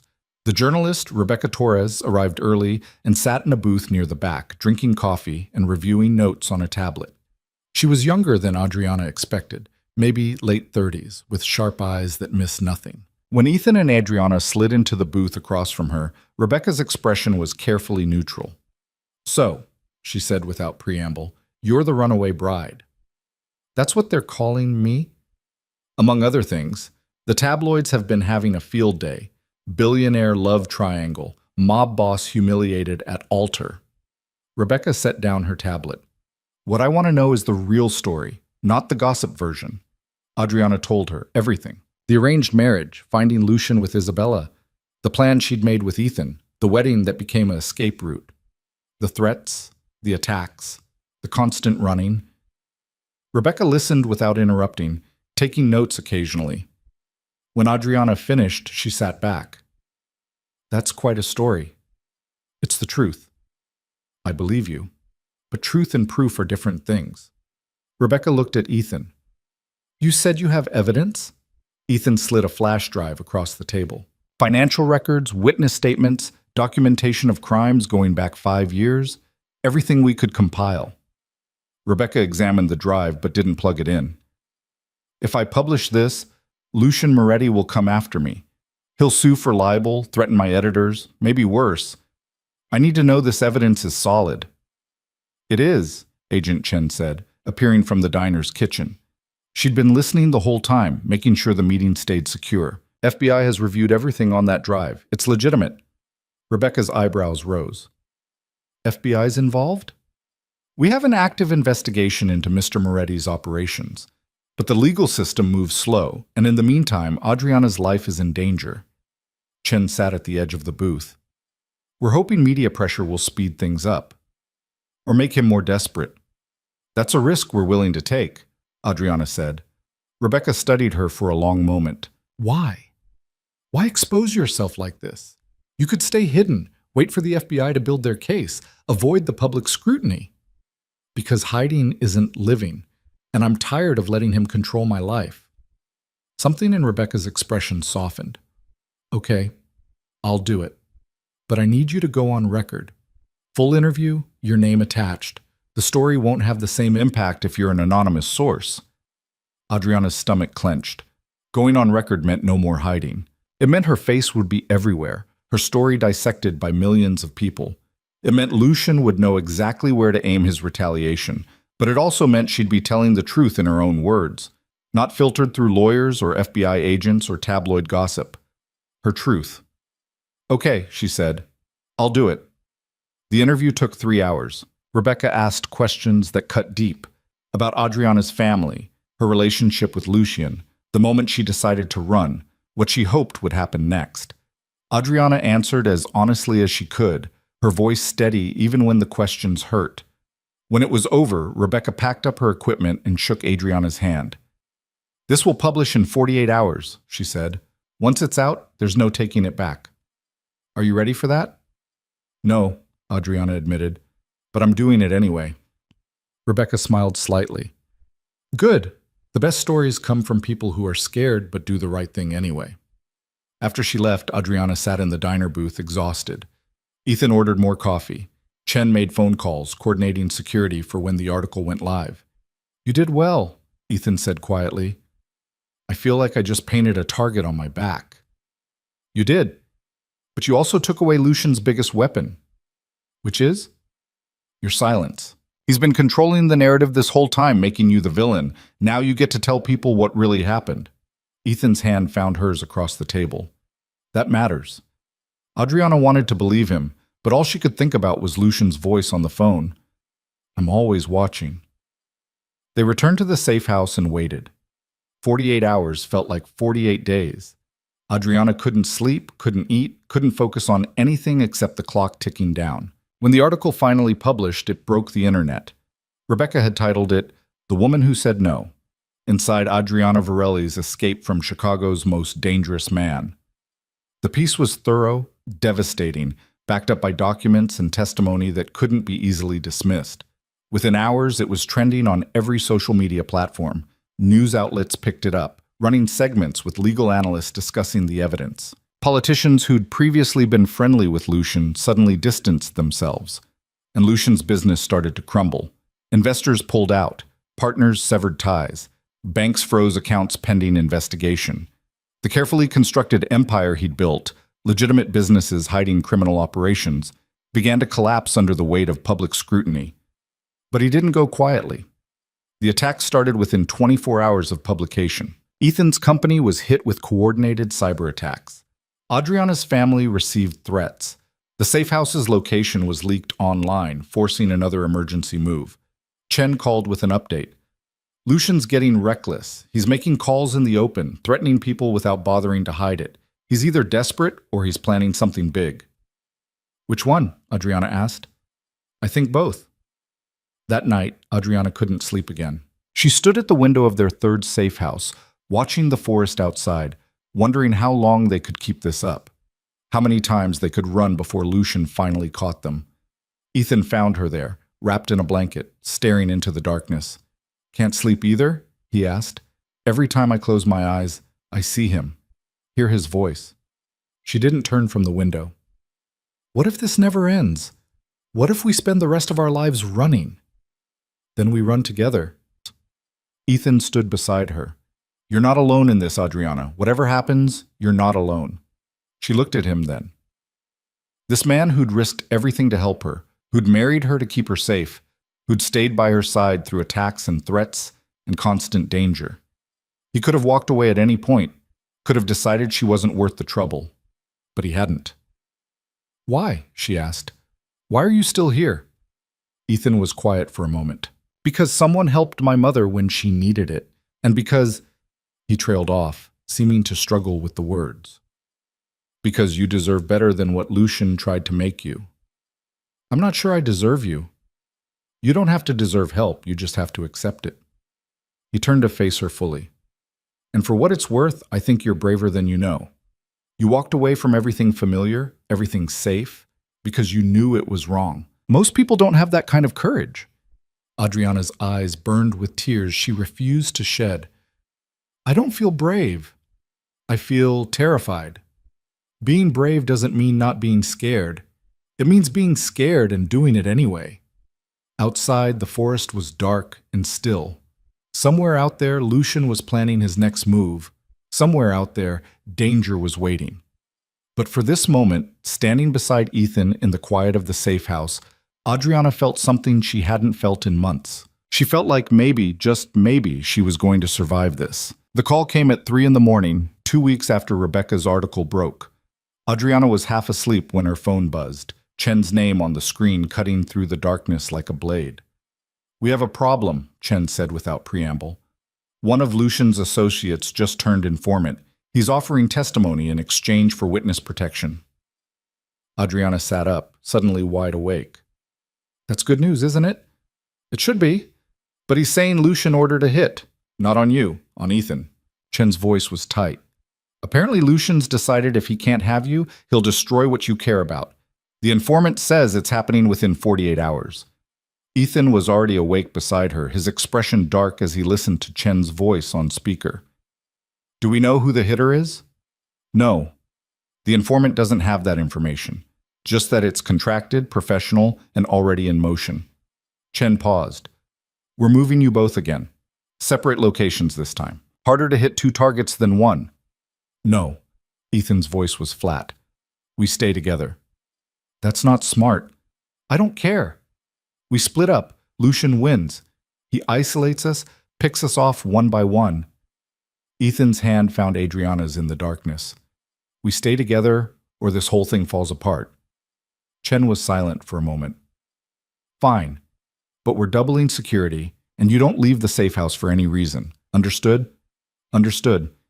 After Chen hung up, Adriana and Ethan sat in the dark, neither speaking. The threat had always been abstract before, danger lurking somewhere out there, eventually catching up. But 48 hours made it concrete, made it real. He's going to keep coming, Adriana said quietly. Even if we stop this hit, there will be another one, and another, until one of them succeeds. Or until we stop him first. How? The FBI's been investigating for months and he's still free. His lawyers keep getting evidence thrown out, witnesses recant, judges rule in his favor. She pulled her hand free, suddenly restless. The system is broken. He owns too many pieces of it. Then we break the system. Ethan stood, moving to the window. Chen said the informant is willing to testify. That's leverage. If we can get his testimony in front of the right people, Lucian will have him killed before he ever reaches a courtroom. Not if we make it public first. Another interview, more evidence. The informant's testimony broadcast everywhere, so killing him becomes pointless. Ethan turned to face her. We've already exposed Lucian's business. Now we expose his methods, show people exactly how he operates, how he corrupts the system, how he gets away with it. Rebecca's article barely made a dent. His lawyers are already filing defamation suits, claiming everything was fabricated. Because we gave them room to spin the narrative. This time we don't. Ethan pulled out his phone, typing rapidly. We go live. Streaming press conference, full evidence dump, the informant's testimony broadcast in real time. By the time Lucian's lawyers can react, it'll be too late. The information will be everywhere.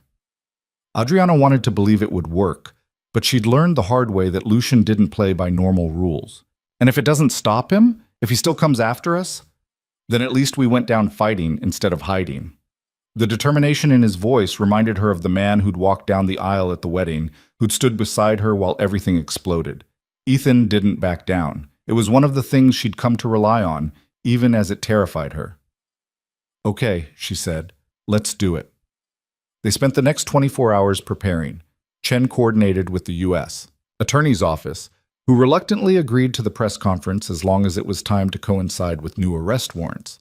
Rebecca arranged the media logistics, streaming setup, press credentials, security for the venue. The informant, a man named Vincent Delgado, who'd handled Lucian's financial operations for years, was brought to a secure location to prepare his testimony. Adriana met him the day before the press conference. Vincent was in his 50s, gray-haired and exhausted-looking, with the haunted expression of someone who'd seen too much and stayed silent too long. Why now? She asked him. Why turn on Lucian after all these years? Vincent didn't meet her eyes. Because he ordered me to do something I couldn't come back from. Money laundering, extortion, even the occasional threat. I could rationalize that. But when he told me to arrange the hit on your husband, he shook his head. That's where I drew the line. You don't kill people for embarrassment. Lucian's killed people for less. I know.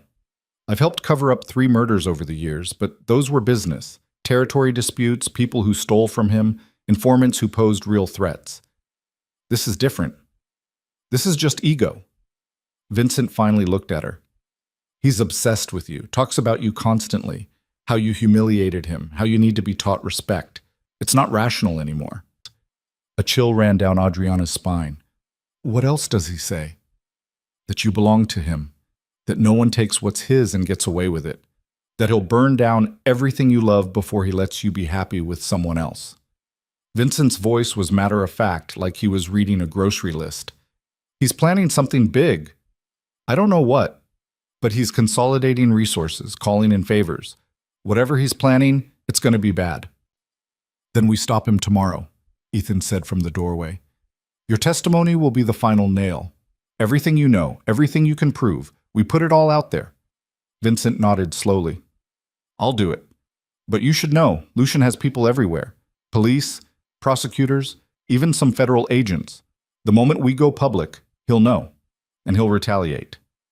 Let him try, Adriana said, surprised by the steel in her own voice. I'm done being afraid. The press conference was set for 2 p.m. at a downtown Chicago hotel. Chen wanted to do it remotely, from a secure location, but Ethan insisted on being there in person. We need to show we're not hiding, he argued, that we're confident in what we're revealing. They arrived 2 hours early, surrounded by FBI agents and private security. The hotel had been swept multiple times. Every entrance was monitored. Every attendee was screened. But Adriana still felt exposed walking through the lobby, her skin prickling with the certainty that somewhere Lucian was watching. The conference room filled quickly with reporters, cameras, legal observers. Rebecca was there, front row, her recorder ready. At precisely 2 o'clock, Adriana stepped to the podium, Ethan beside her, Vincent off to the side with his lawyer. She'd written a statement but abandoned it at the last second, deciding to speak from the heart instead. My name is Adriana Varelli Caldwell, she began, her voice steady despite the tremor in her hands. 3 weeks ago, I walked away from my wedding to Lucian Moretti, not because I was confused, not because I was having an affair, but because I finally understood what marrying him would mean. It would mean giving up my freedom, my choices, my life. The room was silent, every camera focused on her. Lucian Moretti is not just a businessman with questionable associates. He's a criminal who spent decades building an empire on fear, violence, and corruption, and I have proof. She gestured to the screens behind her where documents began appearing, financial records, witness statements, evidence of money laundering and extortion. For the past 6 months, with the help of the FBI and investigators, we've compiled evidence of 17 separate federal crimes. Everything you're seeing now is real, verified, undeniable. The reporters erupted with questions, but Adriana kept speaking. Lucian has threatened my family. He sent armed men to kidnap me. He's ordered hits on people who've helped me, and he's done all of this while maintaining the facade of legitimacy, using his money and connections to stay above the law. She paused, letting that sink in. But today, that ends. Today, one of his closest associates is here to testify about crimes Lucian can't deny or spin or have his lawyers explain away. Vincent stepped forward, his voice shaking but clear as he detailed years of criminal activity. Bank accounts in the Cayman Islands. Shell corporations used to launder money.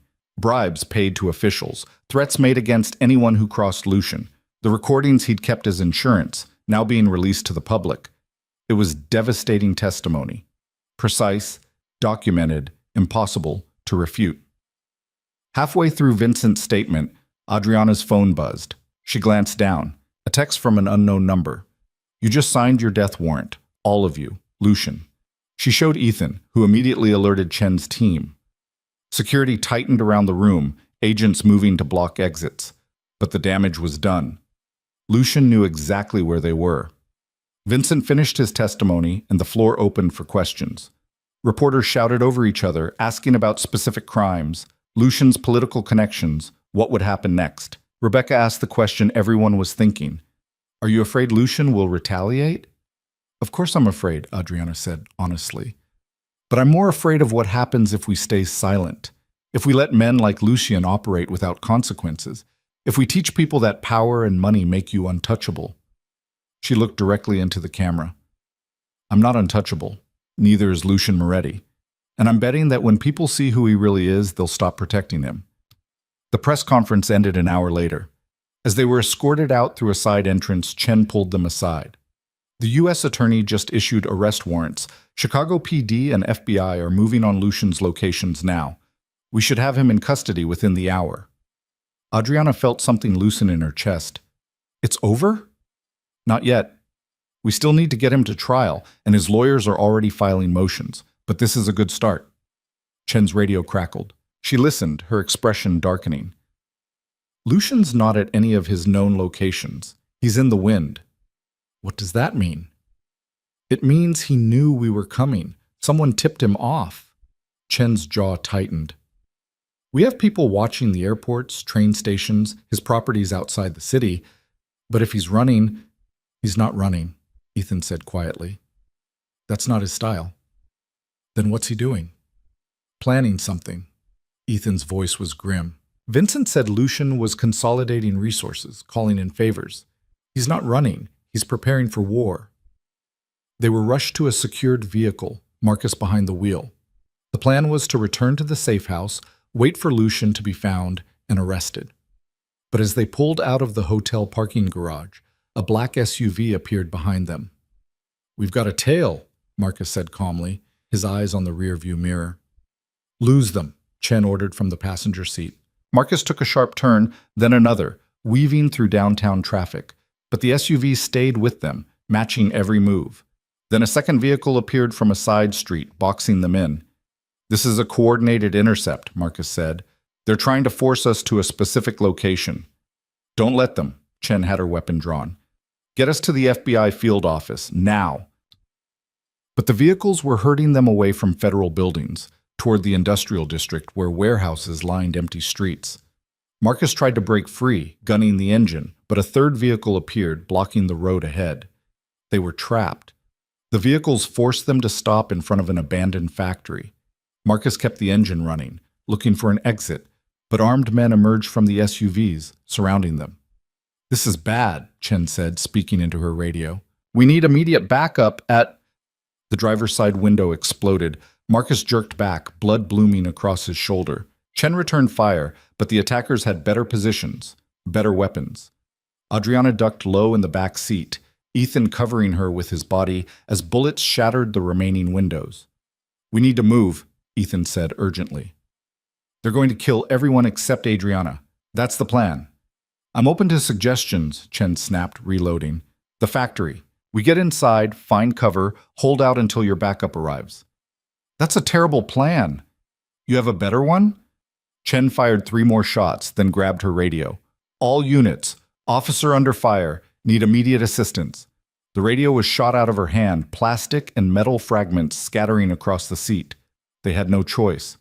On Chen's signal, they burst out of the vehicle, running for the factory entrance while bullets chewed up the pavement around them. Marcus, despite his wound, provided covering fire. They made it inside just as the doorframe splintered behind them. The factory was massive, full of rusted machinery and shadows. Chen immediately started looking for defensible positions while Marcus tried to stem the bleeding from his shoulder. How long until backup? Ethan asked. 15 minutes? Maybe 20. Chen positioned herself near a window with a clear sight line to the entrance. We need to hold out until then. Outside, the attackers were regrouping. Adriana could hear them calling to each other, coordinating their approach. They weren't rushing in. They didn't need to. They had time, numbers, superior firepower. This is my fault, Adriana said quietly. Lucian's doing this because of me. Lucian's doing this because he's a psychopath who can't accept losing, Ethan corrected. Don't take responsibility for his choices. If I hadn't run, you'd be married to him right now, probably locked in a room somewhere, being punished for embarrassing him with Isabella. Ethan's voice was fierce. You made the right choice. Whatever happens now, you made the right choice. The first attacker tried to come through the entrance. Chen dropped him with 2 shots. The others pulled back, reassessing. Minutes ticked by, tense and silent except for Marcus's labored breathing. Then Adriana's phone rang. Lucian. She answered, putting it on speaker so everyone could hear. Enjoying the factory? Lucian's voice was calm, almost pleasant. I used to own that building. Sold it last year, but I still have keys. What do you want? Adriana asked. What I've always wanted. You. Come out. Walk to my car willingly, and I let everyone else leave. Simple trade. You'll kill them anyway. Maybe. Maybe not. But if you don't come out, I definitely kill them. Your new husband, the FBI agent, your bodyguard, all of them die because you're too stubborn to accept reality. He paused. You have 5 minutes to decide. The line went dead. Chen immediately shook her head. You're not going out there. That's non-negotiable. He'll kill you all if I don't. He'll probably kill us anyway. Men like Lucian don't leave witnesses. Chen checked her weapon. We hold position, wait for backup. That's the play. But Adriana could see Marcus was getting worse, his face pale, his breathing shallow. Blood soaked through the makeshift bandage Chen had applied. He needed medical attention soon, or he'd bleed out. There has to be another way, Ethan said, his eyes scanning the factory. Another exit, a back door, something. I already checked, Chen interrupted. This building is a death trap. One entrance, windows too small to climb through, and Lucian's people have every angle covered. Adriana looked at her phone, at the timer counting down Lucian's 5-minute deadline. 3 minutes left. What if I negotiate? She asked. Buy us more time. He's not interested in negotiating. He's interested in winning. Chen's voice was flat. And to him, winning means getting you back and eliminating everyone who helped you. 2 minutes. Adriana thought about everything that had led to this moment. The wedding she'd escaped, the press conference she'd just given, the evidence now spreading across the internet, destroying Lucian's carefully constructed image. She'd fought so hard for her freedom. But what good was freedom if everyone she cared about died protecting it? I'm going out there, she said. No. Ethan grabbed her arm. Listen to me. I go out, surrender to Lucian, keep him talking. That buys you time for backup to arrive. Once they're here, they can rescue me and arrest him. That's insane. You know what he'll do to you. I know what he'll do to all of you if I don't. Adriana pulled free from his grip. This is my choice, Ethan. Finally, it's my choice. Chen's radio, the backup unit clipped to her belt, crackled. A voice. ETA 10 minutes. Hang tight. 10 minutes. Adriana could buy them 10 minutes. She stood, ignoring Ethan's protests, and walked toward the entrance. Chen tried to stop her, but Adriana was already shouting through the broken doorway. Lucian, I'm coming out. Just me. Let everyone else go. Silence. Then Lucian's voice from somewhere outside. Smart girl. Walk out slowly, hands visible. Adriana stepped through the doorway into the late afternoon sun. The armed men had their weapons trained on her, but they didn't fire. Lucian stood by one of the SUVs, looking almost relaxed in an expensive suit that probably cost more than most people's cars. Adriana, he said, like they were meeting for lunch, you've caused quite a bit of trouble. You slept with my cousin on our wedding day. Ancient history. We're past that now. He gestured, and 2 of his men moved forward to grab her. Let's go. We have a lot to discuss. The FBI is coming. You won't make it 2 blocks before you're arrested. I've been evading the FBI for 20 years. I think I can manage a few more hours. Lucian opened the SUV door. Get in. Adriana didn't move. What's your plan, Lucian? Kill Ethan? Kill Agent Chen? Add more murders to the charges against you? The charges won't stick. They never do. His confidence was absolute. My lawyers are already filing motions to suppress that press conference. Coercion, illegal surveillance, contaminated evidence. By the time we're done, none of it will be admissible. Vincent's testimony is public. You can't make that disappear. Vincent won't make it to trial. People who betray me never do. Lucian's expression hardened. Now get in the car before I change my mind about letting your friends live. Behind her, Adriana heard movement in the factory. Ethan, probably preparing to do something stupid and heroic. She needed to keep Lucian talking, keep him focused on her. Why do you want me back? She asked.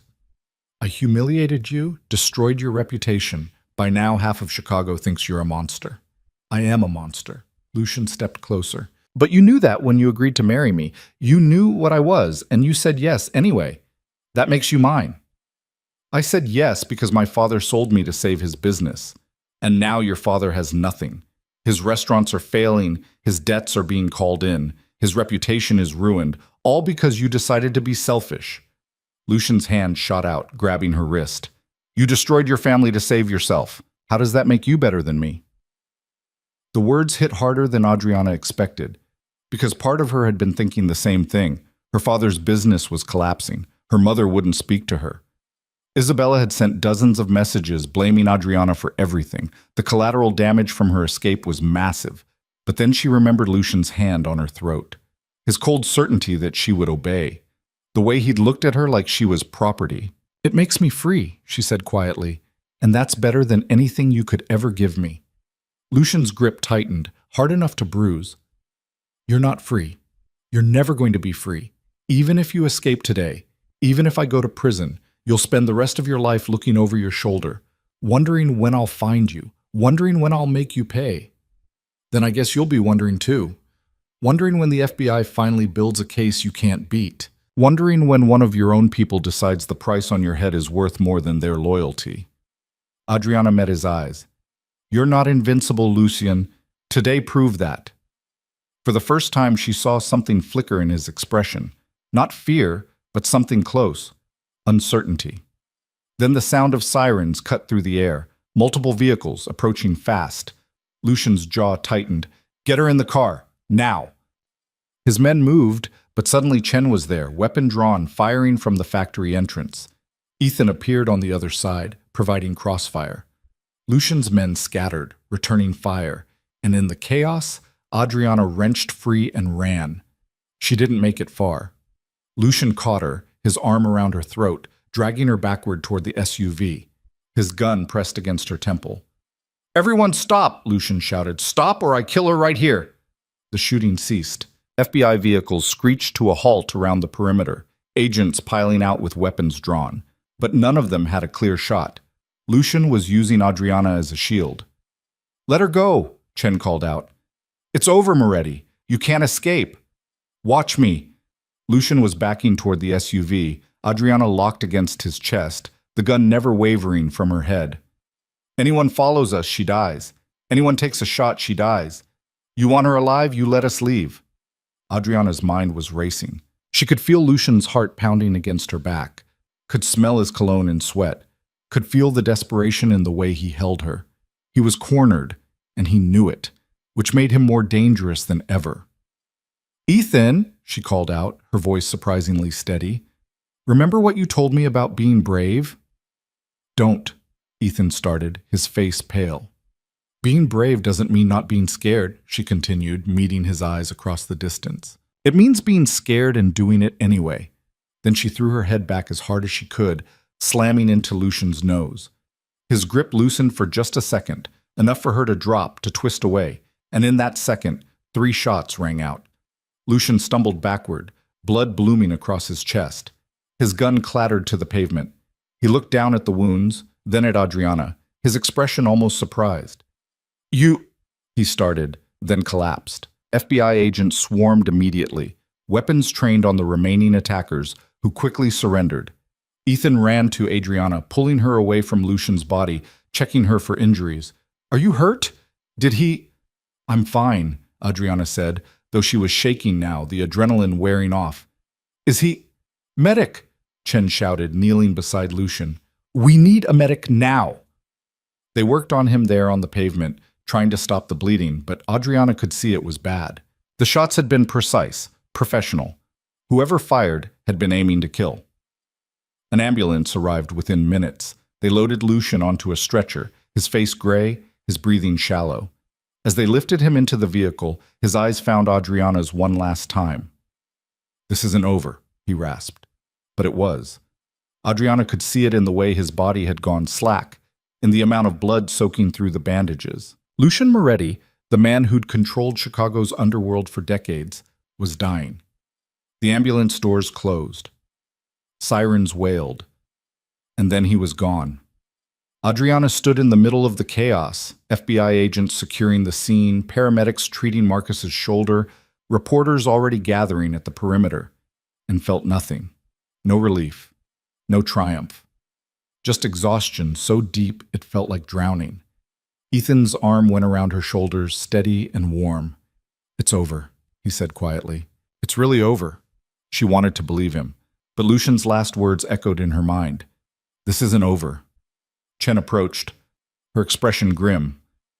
We need to get you both out of here before the media circus really starts. I'll need statements later, but for now... Is he going to survive? Adriana interrupted. Chen hesitated. The paramedic said it's 50-50. Even if he does, he's looking at attempted murder, kidnapping, assault on federal agents. He'll die in prison either way. Either way, dead or locked up forever. The man who tried to own her, reduced to a medical emergency and a list of charges. Adriana should have felt something. Victory, maybe. Or at least satisfaction. But all she felt was tired. They were driven to a federal building, given blankets and coffee, asked preliminary questions that would turn into full depositions later. Through it all, Adriana kept expecting her phone to ring, kept expecting Lucian's voice on the other end, calm and controlled, explaining how he'd escaped again. But the phone stayed silent. At 8 that evening, Chen found them in the conference room where they'd been waiting. Lucian Moretti died at 6:43, she said without preamble. He never regained consciousness. It's over. Over.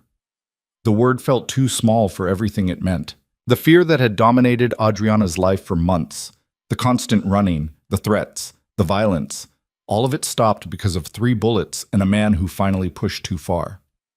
What happens now? Ethan asked. Cleanup. Arrests of his associates, seizure of his assets, probably years of legal proceedings to untangle his organization. Chen sat down across from them. But for you two? You're free. No more safe houses, no more protection details. You can go back to your lives. Free. Adriana tested the word in her mind, trying to make it feel real. She'd been fighting for freedom for so long that she'd almost forgotten what it meant. What it would feel like to walk down a street without looking over her shoulder, to sleep without expecting armed men to break down the door, to just exist without fear. What about my family? She asked. They'll be released from protection tomorrow. Whether they want to speak to you. Chen shrugged. That's not something I can help with. Fair enough. Adriana had burned those bridges herself. Whether her parents would ever forgive her for destroying the deal they'd made with Lucian, whether her mother would ever understand why she'd run. Those were questions without easy answers. They left the federal building after midnight. No safe house this time. No security detail. Just Marcus driving them to a hotel, a normal hotel that Adriana could check into under her own name, where they could sleep in actual beds and wake up to actual freedom. In the hotel room, Adriana stood at the window, looking out at Chicago's skyline. Somewhere out there, her old life was waiting. The question was whether she wanted it back. You're thinking loud, Ethan said from the couch. What happens to us now? She turned to face him. We got married to protect me from Lucian. But Lucian's dead, so what are we? Ethan was quiet for a long moment. That's up to you. Don't put this on me. I'm not. I'm just saying. We entered this as a business arrangement, protection in exchange for legal documentation. But if you want to end it now, I'll sign whatever papers need signing. No questions asked. He met her eyes. Or we figure out what this is without the danger forcing our hand. Adriana studied him. This man who'd risked everything to help her, who'd stood beside her through attacks and press conferences and near-death experiences, who'd married her knowing it might cost him everything. I don't know what I want, she admitted. I've spent so long just trying to survive that I haven't thought about what comes after. Then take time to figure it out. There's no rush. Ethan stood, moving toward the bedroom. Get some sleep. Tomorrow we can start figuring out what normal looks like. But Adriana wasn't sure she remembered what normal was, and she wasn't sure she wanted to go back to it even if she could. Adriana woke to sunlight streaming through hotel windows that didn't have bulletproof glass. No armed guards outside the door. No security system beeping every time someone walked past. Just silence, broken only by the hum of traffic far below. For the first time in months, she'd slept through the night.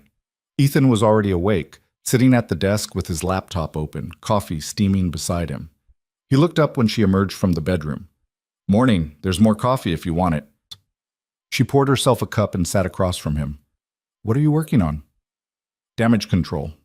The company took a hit during all this. Stocks down, some investors pulled out, board members are nervous. He didn't sound particularly worried. Nothing that can't be fixed, but it'll take time. I'm sorry, if I hadn't... Don't. His voice was firm, but not harsh. I made my choices. I knew what I was risking. Still, you lost money because of me. I lost money because Lucian was a criminal who couldn't handle rejection. There's a difference. Ethan closed the laptop. Besides, money comes back. You don't. The weight of those words settled between them. Adriana sipped her coffee, trying to figure out what she wanted to say, what she wanted to ask, whether the thing between them had been real or just survival instinct dressed up as connection. Her phone rang before she could form the question. Sophia's name on the screen. Audrey? Her sister's voice was tentative. Are you okay? I saw the news about Lucian and the shooting, and I'm fine. We're fine. Thank God. I've been trying to call, but your number kept going to voicemail, and Mom said the FBI told her you were safe but wouldn't give details. Sophia paused, taking a breath. Can I see you? What about Mom and Dad? Do they... Adriana couldn't finish the question. Dad's still angry. Mom's still crying, but I'm not them. Sophia's voice strengthened. You're my sister. I want to see you. Please? They agreed to meet for lunch at a cafe near Grant Park. Neutral territory, public enough that emotions wouldn't explode completely. Ethan offered to come along, but Adriana shook her head. This is something I need to do alone. Call if you need backup, he said, and she realized he meant it, that he'd drop everything and come if she asked. Sophia was already there when Adriana arrived, sitting at an outdoor table, sunglasses hiding her eyes. She stood when Adriana approached, and for a moment they just looked at each other. Then Sophia pulled her into a fierce hug. You're really okay, Sophia said against her shoulder. I was so scared. The news kept saying there was a shootout and people died, and I thought, I'm okay. I promise. Adriana held her sister tighter. How are you? Sophia pulled back, laughing wetly. I'm not the one who's been running from the Mafia for 3 weeks. I think I'm supposed to ask you that. They sat, ordered food neither of them would eat, and talked. Sophia filled her in on their parents. Their father's restaurants were indeed failing. Suppliers had pulled contracts. Customers were staying away. The debt to Lucian's estate was being pursued by lawyers representing his criminal organization's remaining members. Marco Varelli had aged a decade in 3 weeks. He blames you, Sophia said quietly. Says you were selfish, that you destroyed the family to save yourself. Maybe I was selfish. Adriana stared at her untouched salad. Maybe I should have just married Lucian, played the part, kept everyone safe. And what? Let him control you for the rest of your life? Sophia's voice was sharp. Let him beat you when you didn't smile right, or cheat on you whenever he felt like it, or worse. Audrey, you saw what he was. You can't seriously think you should have stayed. I think there were probably other options. Options that didn't involve Dad losing everything.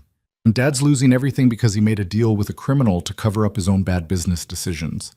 That's on him, not you. Sophia reached across the table, gripping Adriana's hand. You're not responsible for cleaning up his messes. You never were. Mom doesn't see it that way.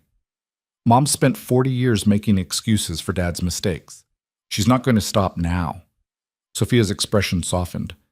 But she'll come around eventually. She's hurt and scared, but she's not stupid. She knows what Lucian was. And you? Are you angry with me? Sophia was quiet for a moment. I was at first, when the FBI showed up and forced us into protective custody, when Dad wouldn't stop yelling about how you'd ruined us. But then I thought about what you actually did. You walked away from a man who would have destroyed you. You chose yourself. She smiled slightly. I think that's the bravest thing I've ever seen anyone do. Adriana's throat tightened. I didn't feel brave. I felt terrified. Brave and terrified aren't opposites. They're the same thing, just from different angles. Sophia squeezed her hand. So what happens now? You're married to Ethan Caldwell. Are you staying married? I don't know. The whole thing was supposed to be protection, a legal arrangement to keep Lucian from having any claim on me. But it doesn't feel like just an arrangement anymore. Adriana pulled her hand back, wrapping both around her coffee cup. He was there for everything, every attack, every threat, every moment I thought I was going to die. And he never asked for anything in return. Sounds like you like him. I don't know what I feel. I've been in survival mode for so long that I can't tell the difference between gratitude and actual feelings. Sophia studied her. Do you want to stay married to him? I don't want to make another decision based on fear or obligation. I want to figure out who I am without Lucian's shadow hanging over me. And then maybe I can figure out what I want. That's fair. Sophia checked her phone, grimacing. I should go. Dad's expecting me home, and if I'm late, he'll assume I'm plotting against him or something. They hugged again at the cafe entrance. As Sophia pulled away, she said, You did the right thing, Audrey. Don't let anyone make you doubt that. Adriana watched her sister walk away, disappearing into the Chicago crowds, and tried to believe her. Back at the hotel, she found Ethan on a conference call with his executive team. She waved to let him know she was back, then retreated to the bedroom to think. Her phone buzzed. A message from an unknown number made her tense until she opened it and saw it was from Rebecca Torres. Major networks want to interview you. Book deals on the table. You're the story everyone wants to hear. Interested? Adriana stared at the message. A month ago, she would have said no immediately. Would have wanted nothing more than to disappear, to be invisible again. But now? She typed back, maybe. Can we talk? Rebecca called within minutes. You're considering it. I'm considering a lot of things. What exactly are they offering? Everything. Primetime interviews, memoir deals, speaking engagements. You're the woman who stood up to organized crime and won. People want to hear your story in your own words. And if I say no, they'll tell it anyway. Tabloids, unauthorized biographies, Lifetime movies that get everything wrong. Rebecca's voice was pragmatic. At least if you participate, you control the narrative. Control. Funny how that word kept coming up. Adriana had spent months feeling like she had no control over anything, her marriage, her safety, her future. And now people were offering her the chance to take it back. Let me think about it, she said. Don't think too long. This kind of attention has a shelf life. After hanging up, Adriana sat on the bed, turning the idea over in her mind. Telling her story could help other women in similar situations, could show people what coercive control looked like, how it operated, how to escape it.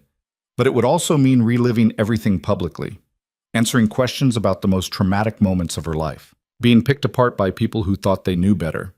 Ethan knocked on the doorframe. You okay? Rebecca wants me to do interviews, tell my story. Apparently I'm famous now. You are. The video from the press conference has 30 million views. He leaned against the doorframe. What do you want to do? I don't know. Part of me wants to help people, show them they can get out, that they don't have to accept being controlled. But another part just wants to forget any of this ever happened. Both things can be true. Ethan crossed the room, sitting beside her on the bed. You don't have to decide right now. Take time. Figure out what you need. What do you need? Adriana turned to look at him. You've been focused on keeping me alive for weeks. But what about you? What do you want? Ethan was quiet for a long moment. Honestly, I want to go home, sleep in my own bed, get back to running my company, figure out what normal looks like without death threats. And us? What do you want there? That's not my decision to make. This marriage was to protect you. If you don't need protection anymore, he met her eyes, then you get to choose what happens next. No pressure, no obligation. Whatever you want, I'll support it. Even if I want a divorce? Even then, his voice was steady. You've had too many people making choices for you. I'm not going to be another one. Adriana studied his face, trying to read the emotion underneath. He was giving her freedom, complete autonomy over their future. It was generous. It was exactly what she needed. So why did it feel disappointing? I need time, she said finally, to figure out who I am without all of this. Without Lucian, without the fear, without the running. Take all the time you need. They stayed in Chicago for another week. Adriana gave her statement to the U.S. Attorney's office testified before a grand jury about Lucian's crimes, helped the FBI identify other members of his organization. The legal process was exhausting, repetitive, forcing her to recount the worst moments over and over. But it was also cathartic. Every time she told the story, it lost a little bit of power over her. The fear became facts. The trauma became testimony.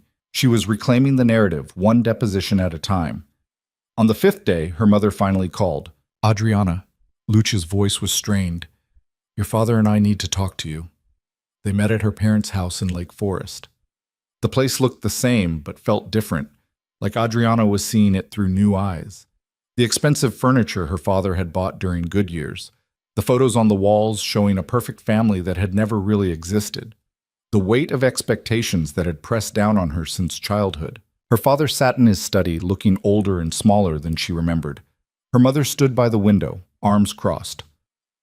Sophia said you wanted to talk, Adriana said, remaining standing. Marco looked up, his face haggard. The lawyers say Lucian's estate is pursuing the debt.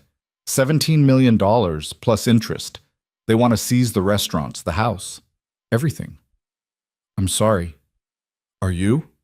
His voice was bitter. You destroyed the arrangement that would have saved us. You married someone else out of spite, and now we're losing everything. I married someone else to save my life. Your life was never in danger. Lucian would have protected you, provided for you. Lucian put a gun to my head 3 weeks ago, Adriana said quietly. He ordered hits on people who helped me. He would have killed Ethan just for marrying me. So yes, Dad, my life was in danger, from the man you sold me to. Marco flinched. I didn't sell you. It was an arrangement. A beneficial arrangement for everyone, except me. You would have been fine. You would have learned to live with it, like everyone does. Like Mom did? Adriana looked at her mother. Is that what you want for me? A marriage like yours? Where I smile and stay quiet and pretend everything's fine while my husband does whatever he wants? Lucia's face crumpled. That's not fair. Isn't it? You've spent my whole life telling me to be good, be quiet, don't make waves. And when I finally stood up for myself, you sided with Dad. You chose his business over my safety. We chose the family, Marco said. The family you destroyed. No. Adriana's voice was hard. You destroyed the family when you gambled our future on deals with criminals. I just refused to be the payment. The silence that followed was heavy, broken only by Lucia's quiet crying. Finally, Adriana said, I can't help you with the debt, but I can help you in other ways. Ethan knows bankruptcy lawyers, financial advisors who can help you restructure. It won't save everything, but it might save something. We don't need charity, Marco said stiffly. It's not charity. It's me trying to help my family despite everything. She moved toward the door. But I can't do that if you keep blaming me for your choices. So decide what matters more, your pride or your survival. She left before they could respond. Sophia was waiting outside, leaning against Adriana's car. That bad? Her sister asked. Dad's still Dad. Mom's still making excuses. Adriana unlocked the car. But I said what I needed to say. Good. They don't deserve you, but maybe someday they'll figure that out. Sophia hugged her. Call me when you're ready to actually talk, not just deal with family drama. I will, promise. The drive back to the hotel took 40 minutes, and Adriana spent it thinking about her mother's face.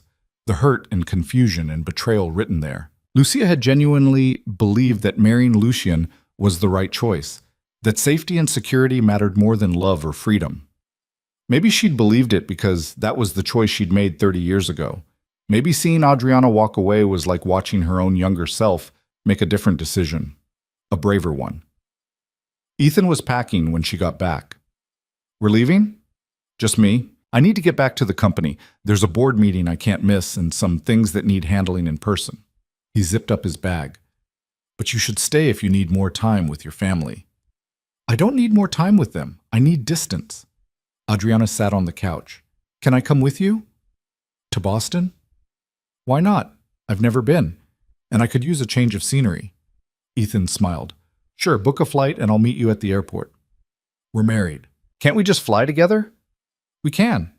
I just didn't want to assume. There it was again. Him giving her space, letting her choose. It should have felt good. Instead, it felt lonely. They flew to Boston that evening. Ethan's apartment was in a converted warehouse overlooking the harbor, all exposed brick and tall windows, decorated in a minimalist style that somehow felt warm anyway. Guest room made up, clearly prepared for her arrival. Make yourself at home, Ethan said, carrying her bag to the guest room. I'll be at the office most of tomorrow, but there's food in the kitchen and the Wi-Fi password is on the counter. Ethan, Adriana caught his arm. You don't have to treat me like a house guest. I'm trying to give you space to figure things out. I know, but maybe I don't need space. Maybe I need... She stopped, unsure how to finish. Need what? Adriana thought about the past month. The fear and danger and constant running, but also the moments in between. Ethan sitting beside her in safe houses, steady and calm. His hand finding hers during the press conference. the way he'd covered her body with his when bullets were flying. "I need to know if any of this was real," she said quietly, "or if it was just adrenaline and proximity and survival instinct." Ethan set down her bag. "What do you want it to be?" "That's not an answer." "Because I don't want to influence your decision. You've had too many people telling you what to feel, what to want. I'm not going to be another one." "What if I want you to tell me? What if I want to know what you feel instead of always having to guess?" Ethan was quiet for a long moment. Then he said, "I think you're the bravest person I've ever met. I think watching you walk down that aisle away from Lucian was the most incredible thing I've seen. I think you deserve every good thing the world has to offer." He paused. "And I think I want to be part of your life, but only if that's what you want too. Not because you're grateful, not because you feel obligated, because you actually want me here." Adriana's heart was pounding. "And if I do want you here, then I'd like to take you to dinner on an actual date. No FBI protection, no safe houses, no death threats. Just two people trying to figure out if this thing between us is real." She smiled. "I'd like that." The date happened 2 days later. A small Italian restaurant in the North End, cozy and intimate without being pretentious. They talked about things that had nothing to do with Lucian or danger or running. Ethan's childhood in Seattle, his mother's women's shelter, his failed engagement to Jennifer. Adriana's dream of becoming a teacher before her father's business troubles derailed everything. Her complicated relationship with Sophia, her love of old movies. "I haven't been to a movie theater in years," Adriana admitted. "Lucian said they were beneath us, that people like us watched films at home, in private screening rooms. Want to go see one after dinner?" They caught a late showing of some action movie neither of them cared about, sitting in the back row eating overpriced popcorn. Halfway through, Ethan took her hand. It felt different than all the other times he'd held her hand. Less about protection, more about choice. When he kissed her outside her apartment building, it was gentle and unhurried. Nothing like Lucian's possessive claiming, nothing like the performative kiss at the wedding. Just Ethan, asking a question with his lips that Adriana answered by pulling him closer.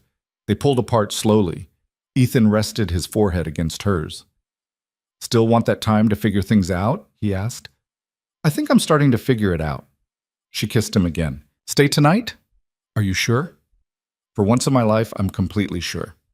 The weeks that followed fell into a rhythm that felt almost normal.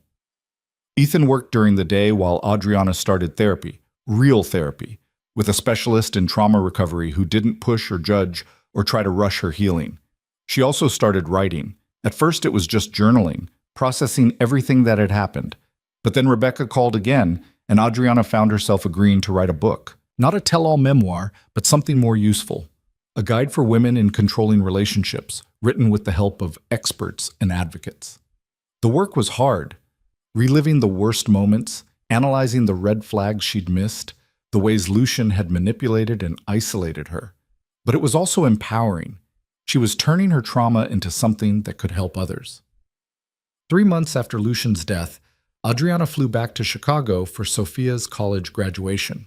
Her mother was there, still keeping a careful distance. But when Lucia hugged her after the ceremony, she held on a little longer than necessary.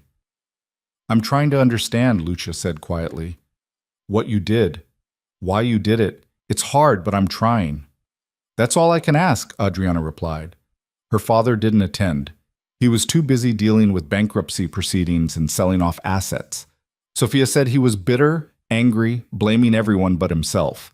Maybe he'd come around eventually. Maybe he wouldn't. Adriana was learning to be okay with that. 6 months after the wedding that wasn't, Adriana and Ethan had dinner with Agent Chen. The investigation into Lucian's organization had resulted in 47 arrests, including 3 police officers and a state senator. The empire he'd built was dismantled piece by piece. "Vincent Delgado's testimony was key," Chen said over wine. "He's in witness protection now, new identity, new life. But he helped us nail almost everyone." "And Isabella?" Adriana asked. "What happened to her?" Chen's expression was carefully neutral. "Last I heard, she moved to Miami, working as a paralegal. She tried to sell her story to tabloids, but no one was interested after your book deal was announced." Adriana had thought she'd feel satisfaction at that. Instead, she just felt tired. Isabella had made her choices. Adriana had made hers. They'd both have to live with the consequences. The book was published 8 months after Lucian's death. Breaking Free, A Survivor's Guide to Leaving Coercive Control, hit bestseller lists immediately. Adriana did interviews, spoke at conferences, met with advocacy groups. She donated half the proceeds to organizations that helped women escape abusive relationships. And slowly, the woman who'd walked away from her wedding transformed into someone new. Not a victim, not a survivor, just Adriana, figuring out who she wanted to be. A year after everything fell apart, Ethan asked her a question. They were at his mother's house in Seattle, having dinner with the woman who'd inspired him to help people in the first place. Margaret Caldwell was sharp and funny, with eyes that saw too much and a smile that forgave easily. She'd taken one look at Adriana and said, "So you're the one who finally got my son to slow down." Over dessert, Margaret told stories about leaving Ethan's father. The fear, the uncertainty, the moments she almost went back. "But every day got a little easier," she said, "and eventually I realized I was happier alone than I'd ever been with him." "How long did that take?" Adriana asked. "Years, but it was worth every second." Margaret squeezed her hand. "You're already further along than I was at your age. You'll be fine." After dinner, Ethan and Adriana walked along the waterfront. The sun was setting, painting the sky in shades of orange and pink. Ethan stopped at a bench overlooking the sound. "I need to ask you something," he said. Adriana's heart jumped. "Okay. We've been married for a year, legally, anyway, but we never really decided what that means, for us." He turned to face her. "So I'm asking now, do you want to stay married? Not because it protects you, not because it's convenient, because you want to."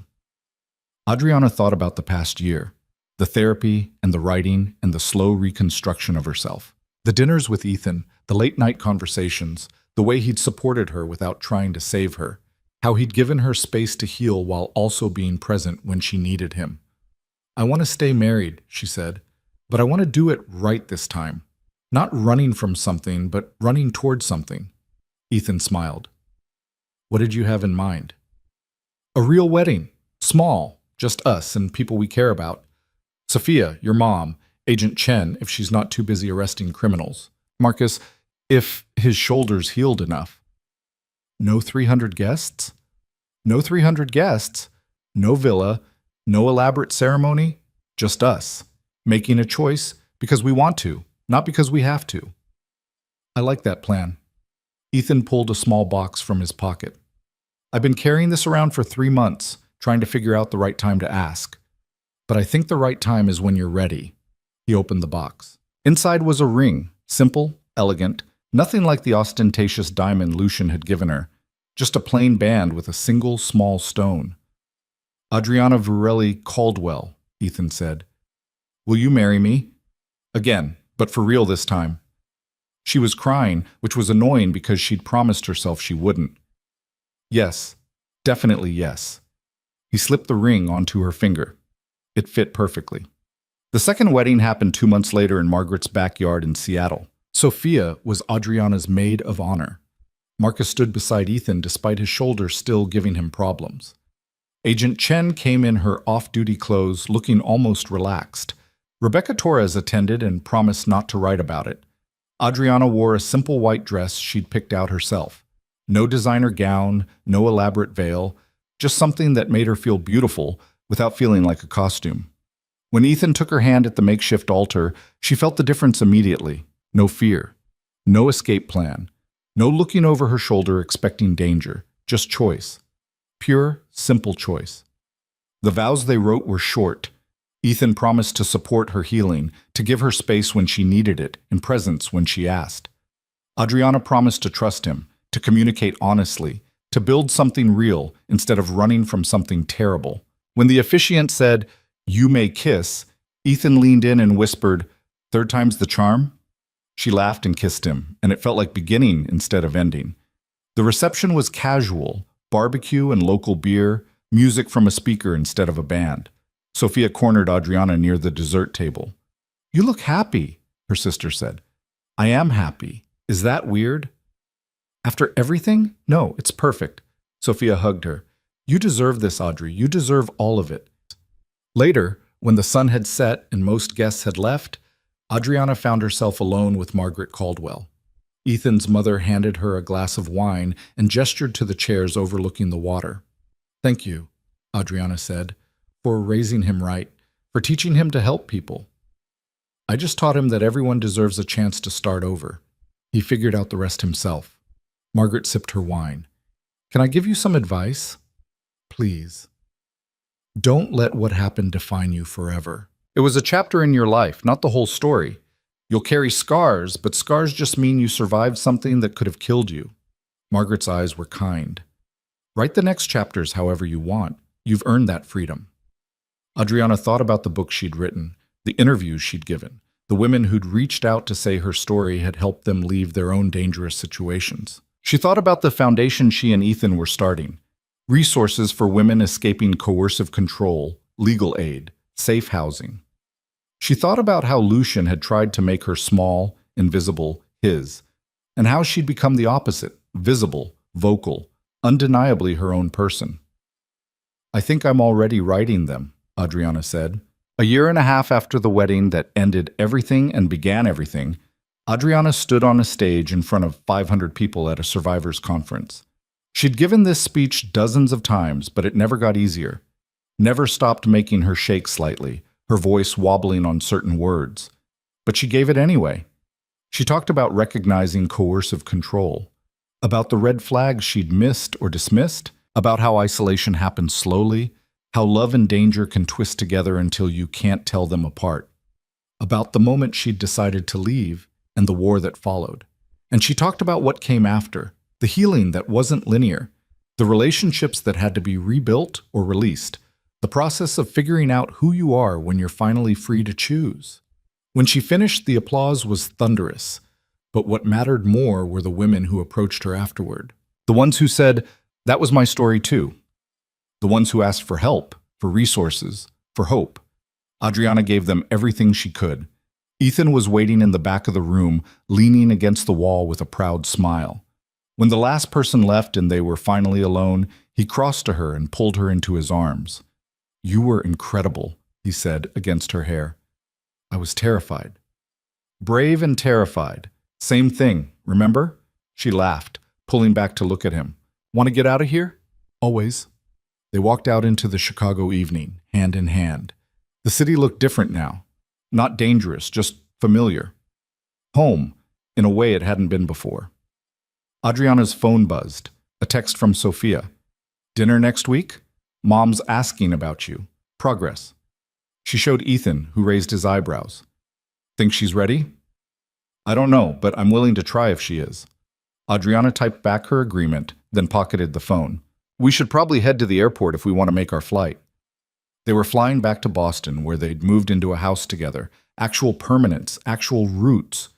Ethan's company was thriving despite the chaos of the previous year. Adriana's foundation was growing, helping more women every month. And they were building a life. Not perfect. They fought sometimes. Struggled with Adriana's nightmares and Ethan's workaholic tendencies. But real. Honest. Chosen. At the airport, waiting for their flight, Adriana watched people hurry past. Families, couples, solo travelers. Everyone with their own stories, their own struggles, their own moments of choosing themselves over what was expected. "What are you thinking about?" Ethan asked. "How far we've come. How different everything is from where it started." "Any regrets?" Adriana thought about the question, about the wedding day that had exploded into chaos, the weeks of running and fear, the confrontation that had ended with Lucien's death, the slow, painful rebuilding that followed. "No," she said finally. "Not about leaving. Not about any of it." "Good. Because I have something to show you when we get home." "What?" "It's a surprise." He kissed her temple. "Trust me?" She did. That was the difference between this relationship and the one that had almost destroyed her. Trust that was earned, not demanded. Freedom that was given, not taken. Love that grew from choice instead of fear. Their flight was called. They gathered their bags and headed to the gate. Just two more travelers in a crowd of thousands. No one looked at them twice. No one recognized the runaway bride or the billionaire who'd saved her. They were just Adriana and Ethan going home. And that, Adriana thought as they boarded the plane, was exactly what freedom looked like. 3 years after everything changed, Adriana stood in a different kind of venue. Not a wedding, not a press conference, not a courtroom, a foundation opening. The Varelli Caldwell Center for Survivor Support occupied a renovated building in downtown Chicago. 3 floors of resources: legal aid, counseling, job training, temporary housing, everything a woman needed to leave a dangerous situation and rebuild her life. Sophia cut the ribbon because Adriana had asked her to. Their mother stood in the crowd, tearful but present. Their father had sent flowers but didn't attend. Some wounds healed slower than others. Agent Chen was there, retired from the FBI now, and working as a consultant. Marcus, fully recovered, headed the center's security. Rebecca Torres covered the opening for her publication, focusing on the mission instead of the drama. And Ethan stood beside Adriana, his hand in hers, as they watched the doors open and the first clients walk through. "This is going to help so many people," he said quietly. "I hope so." Adriana squeezed his hand. "I want them to know it's possible, that you can leave, you can survive, you can build something better. You're living proof." She was. 3 years clean of fear, 3 years of choosing herself, 3 years of building instead of running. She still had nightmares sometimes, still flinched at unexpected sounds, still carried the scars of what Lucian had tried to do to her. But she also had this, a foundation that would help thousands, a marriage built on respect and choice, a relationship with her sister that had never been stronger, work that mattered, a voice that was heard, a life that was entirely her own. That evening, after the opening celebration ended and the guests filtered away, Adriana and Ethan stood on the center's roof looking out at the city. "Remember when you asked me what I wanted?" Adriana said. "Back at the hotel, right after Lucian died?" "I remember. I didn't have an answer then. I didn't know who I was without the fear." She turned to face him. "But I know now. And I want this, all of it. The foundation, the work, the messy, complicated family relationships. The marriage to you that started as survival and became something real." She smiled. "I want to keep building, keep helping people, keep choosing myself every single day." Ethan pulled her close. "That sounds perfect." "It's not perfect, it's just mine. Even better." They stood there as the sun set over Chicago, 2 people who'd found each other in the worst possible circumstances and built something good anyway. The city sprawled below them, full of other stories, other struggles, other people fighting for their freedom. And somewhere in that city, Adriana knew, there was a woman making the same choice she'd made 3 years ago, deciding that fear was not love, that control was not care, that she deserved better. Adriana hoped that woman found the center, found the resources, found her way out and into whatever came next. Because that was the thing about freedom. It was terrifying and beautiful and worth every risk. Worth walking away from everything familiar, worth fighting for even when the fight seemed impossible. Worth choosing yourself, again and again and again, until choosing yourself became as natural as breathing. Adriana had learned that lesson the hard way, but she'd learned it, and she was never forgetting it again.